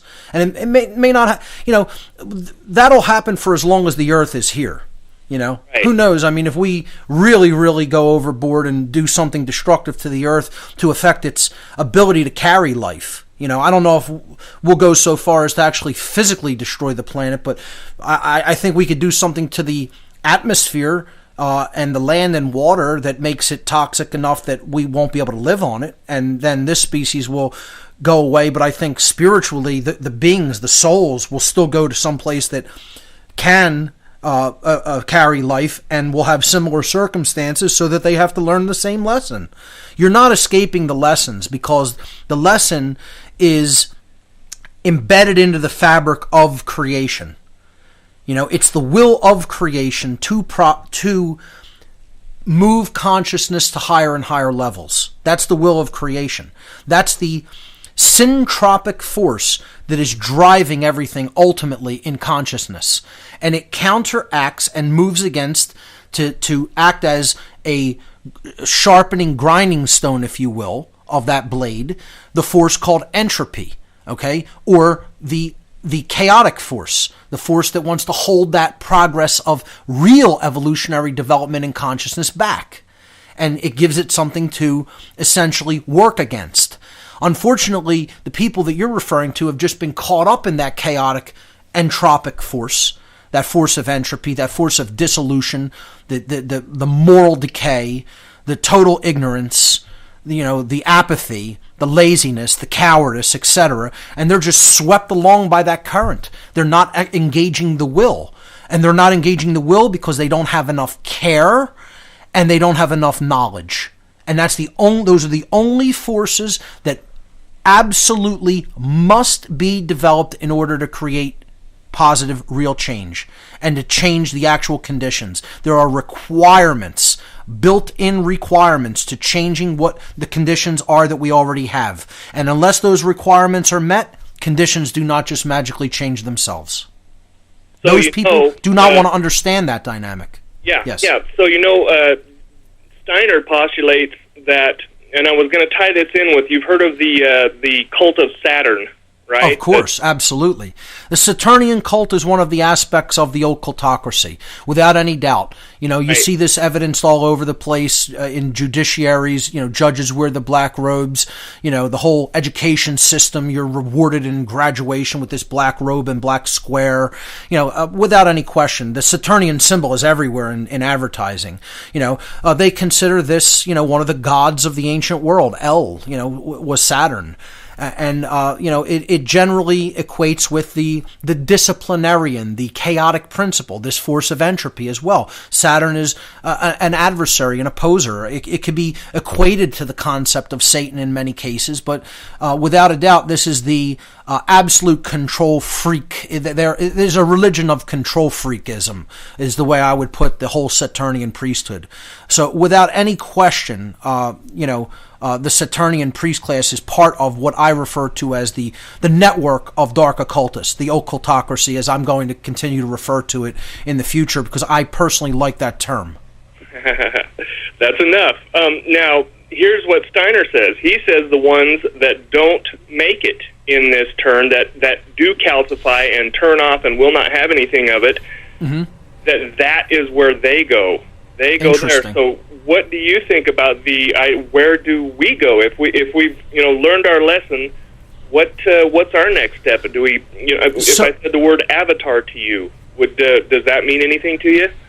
Well, to start with the Steiner reference, did he think that they would go there physically, or would this be some sort of a spiritual imprisonment there for a time? Because I'm not certain that Saturn would have a physical atmosphere capable of supporting our kind of life. So Right. Is he talking three-dimensional, or is he talking in a spiritual dimension of some kind? I got the impression that it would be spiritual. Interesting.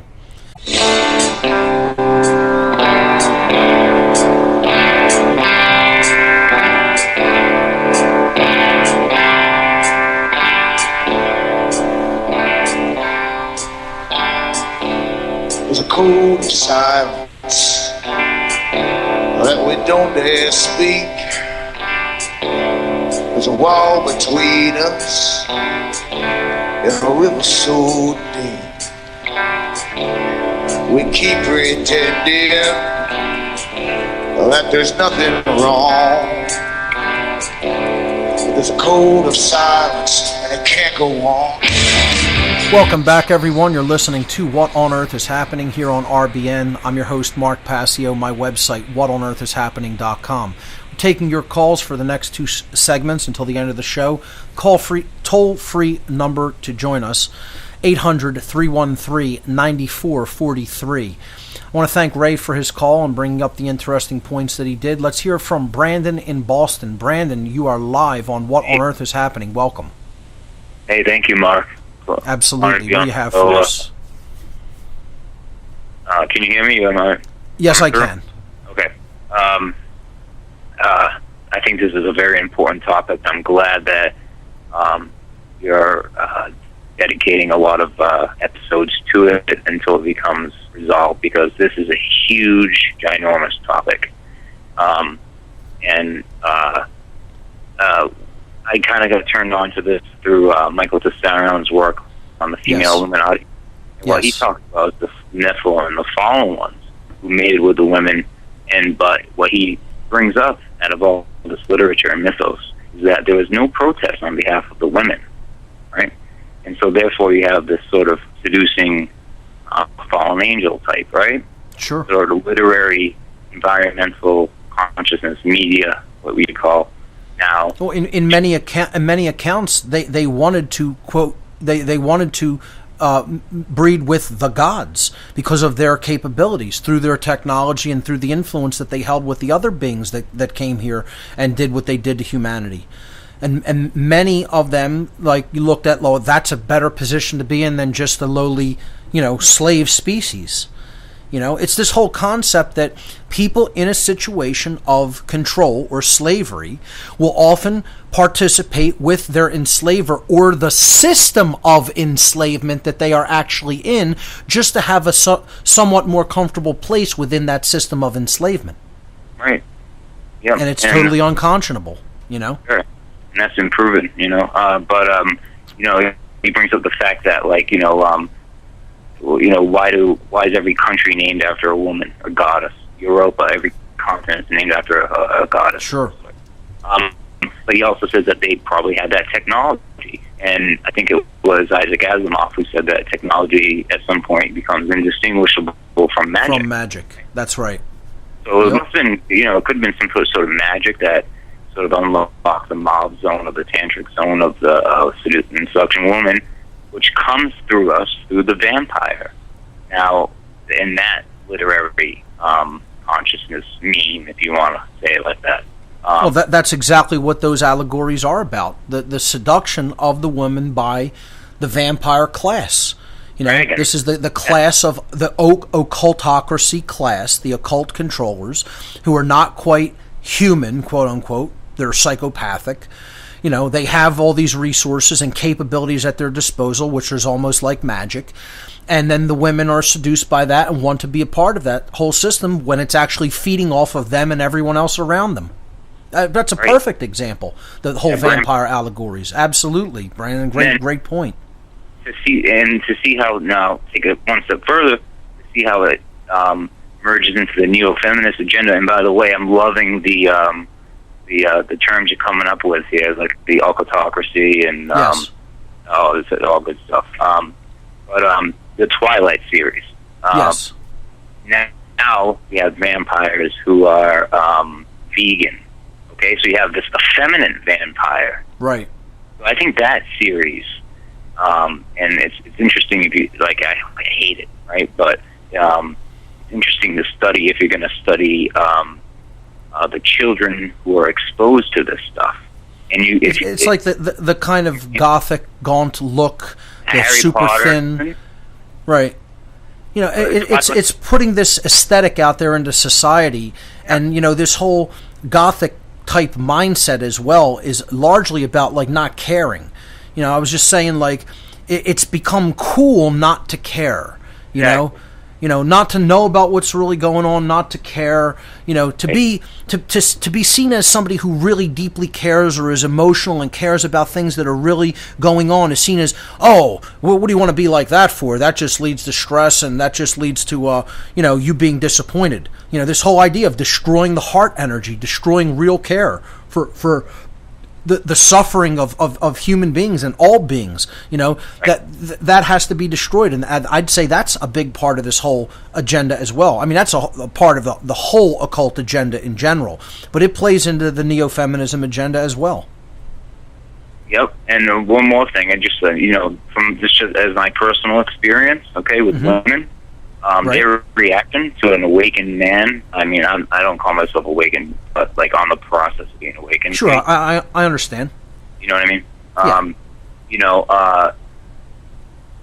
They go through these stages where they're like, wait a sec, they're not awakened or whatever. They'll say, well, he's not like 90% of the man Slavs I know, or the horrible father figures and mothers that I've been grown and groomed to love.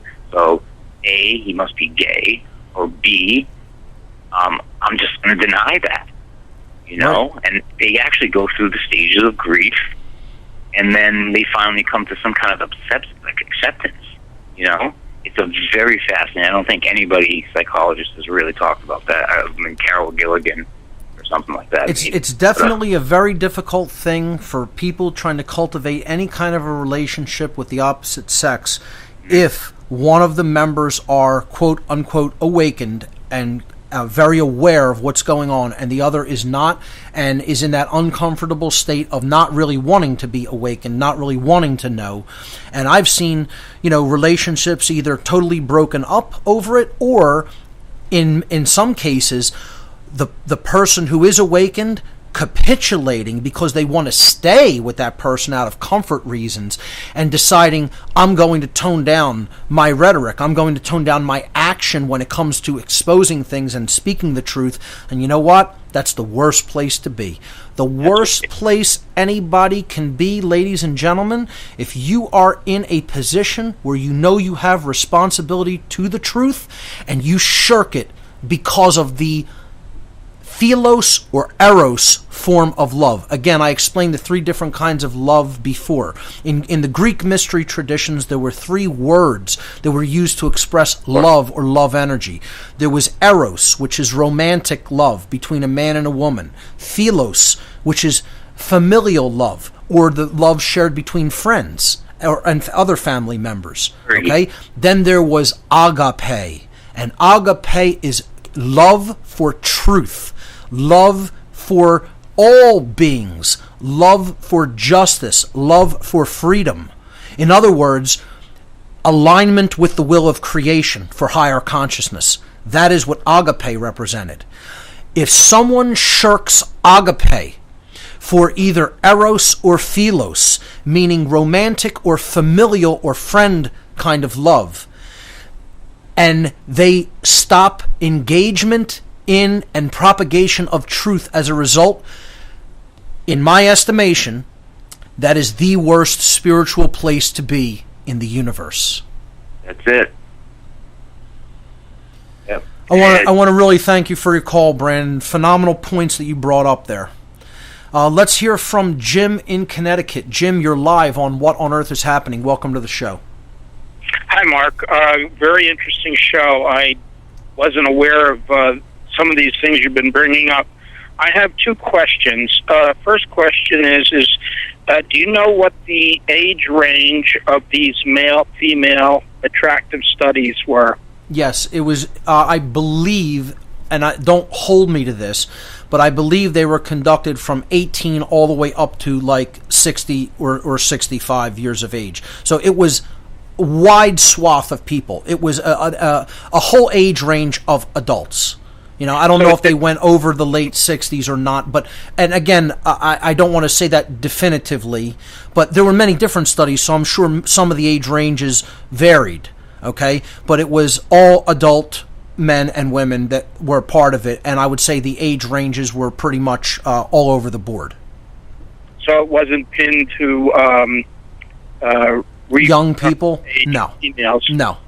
No, it was all over the age spectrum. Okay, my last question was, do you have any information or knowledge of who specifically is behind this manipulation? Sure. I gave plenty. You could probably find rosters of people on any of the given groups that I mentioned. Look up people who are members of the Tavistock Institute of Human Relations, the Rockefeller Foundation, the Council on Foreign Relations, the Club of Rome, lots of other international think tanks, members of the Central Intelligence Agency. You know, I mean, look up the Bilderberg Group annual meeting. Their whole membership it comes out almost every single year. Look up just about any name on that, and there are people who are involved in these types of mental manipulation. You know, definitely looking at Tavistock Institute of Human Relations. I mean, if people aren't familiar with that mind control think tank, they don't really even understand where so much of the social conditioning comes from. And people want to say that's just a conspiracy theory. Let me tell you something. These are the most advanced psychologists, occult psychologists in the world, who know all the intricacies of how the human psyche operates, how it can be manipulated, how it can be steered, how it can be directed. They're shaping human perception. They're controlling human perception. Once you do that, you own people's behavior. When you own their behavior, you own their soul. Look into all of those groups and more. I'd recommend going back into my work in the past, and I talk about many of the different think tank groups in the section on who are the occult controllers in the podcast early on. How do you spell this? Is it Tavistock? Yes, it's Tavistock, Tavistock, Institute of Human Relations. Okay, thank you. There's a phenomenal book by John Coleman, Coleman, John Coleman, who is a historian who has done brilliant work in exposing the machinations and the mind control that is put out there by the Tavistock Institute of Human Relations. Many other researchers as well, but John Coleman's is particularly excellent. I recommend it. Thank you again. Thanks. Yes, absolutely. Thanks so much for the call, Jim, and let's hear from Jonathan in Kentucky. Jonathan, you're live on What on Earth is Happening. Welcome. Mark, long time no see. How you been, brother? Doing well. Yourself? Yeah. I know there's a lot of doom and gloom we have, especially with the way society and humanity functions. But I really wanted to give a word of encouragement, if that's okay. Sure, go right ahead. You know, I look at how we all are on this planet, and we always ask ourselves, why are we here? Why is it like the way it is? And the only thing I can come to is, what better time in the universe to be on this planet in physicality to repel this oppression? Because if we don't do it here, how do we deserve to be anywhere else? That's right. It's funny that you even mentioned that, because I was just saying this. That, people always talk about escape, but, like, what better of a place to be where the action is at, you know? It's like, this is where the work is to be done. This is our work. This is our goal. And not so much spiritually, but I highly consider that it has to be in our DNA. We are connected to this planet. And maybe we incarnate here because of our DNA resonates with it. And we are the white blood cells of this planet, the awakened ones. I kind of like that approach. I kind of like what you've laid out there, you know. I don't think escape is the answer. I don't think looking to other dimensions, other times, other places is the answer.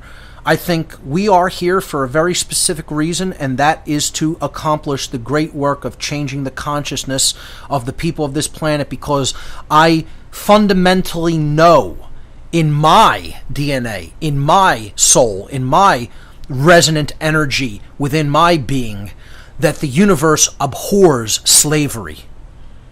The universe wants freedom for the different aspects of itself.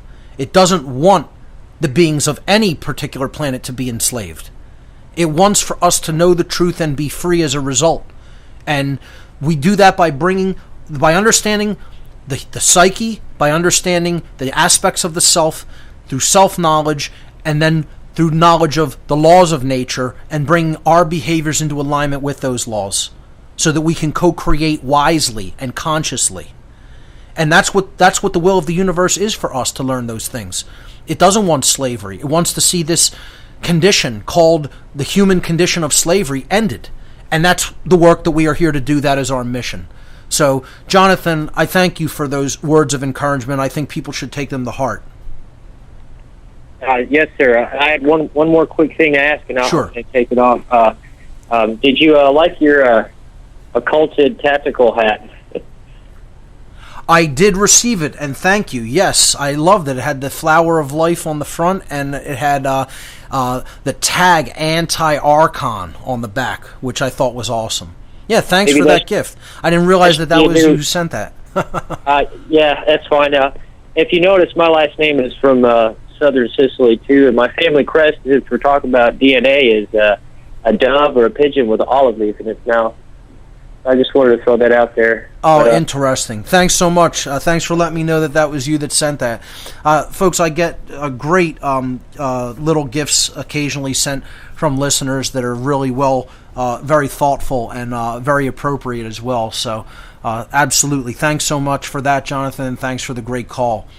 Let's hear from Sterling in Texas. Sterling, you are live on What on Earth is Happening. Welcome.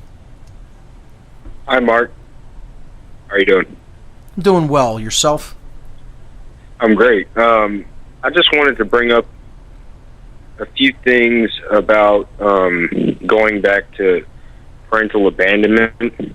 Sure. I think that the perfect movie or at least that I've seen, that just sums up the human condition of parental abandonment would be King of the Avenue. Have you ever seen that movie? No, I have not. Thanks for the recommendation. What is it generally about? Fantastic movie. Basically, what happens, this young white boy grows up, and he was adopted by a drug dealer, this black man. Sterling, hold on right there. We're coming up to a break. I'll let you continue this in the last segment. Ladies and gentlemen, stay with us. We'll be right back.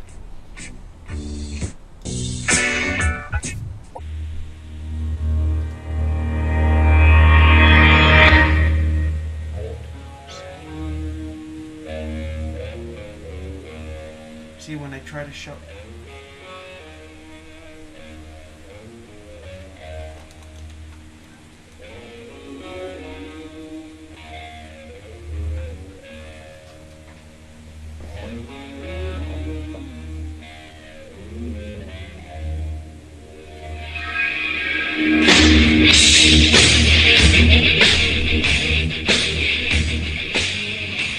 Welcome back, everyone. Final segment for What on Earth is Happening this evening.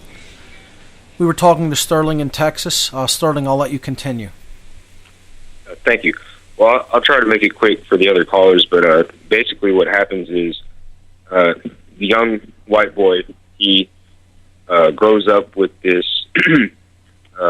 heroin addict mother, and he always has nightmares about it. He's haunted by his childhood, and he never knew his father, and so he was adopted by this black man, this kingpin. And so what ends up happening, he was murdered, and obviously he sees all these traumatic things while he's alive, but so he grows up to become a kingpin, and he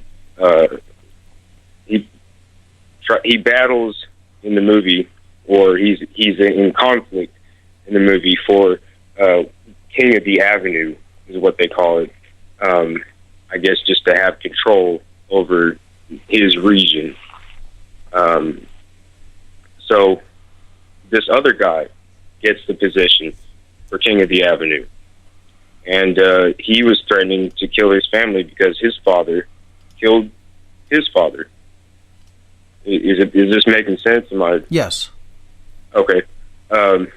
So what happens is he was so traumatized, and I guess programmed somehow, right, that he has this vision, this encounter with the devil in his living room, and he makes a proposition, a deal, as he usually does, and he promises him safety. He promises him to allow him to become King of the Avenue.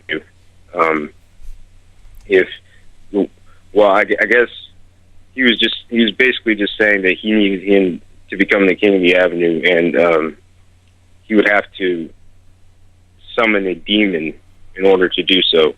So what he has to do, or what he did, was he went to the grave of his father and dug up the corpse because the devil said that he needed a conduit.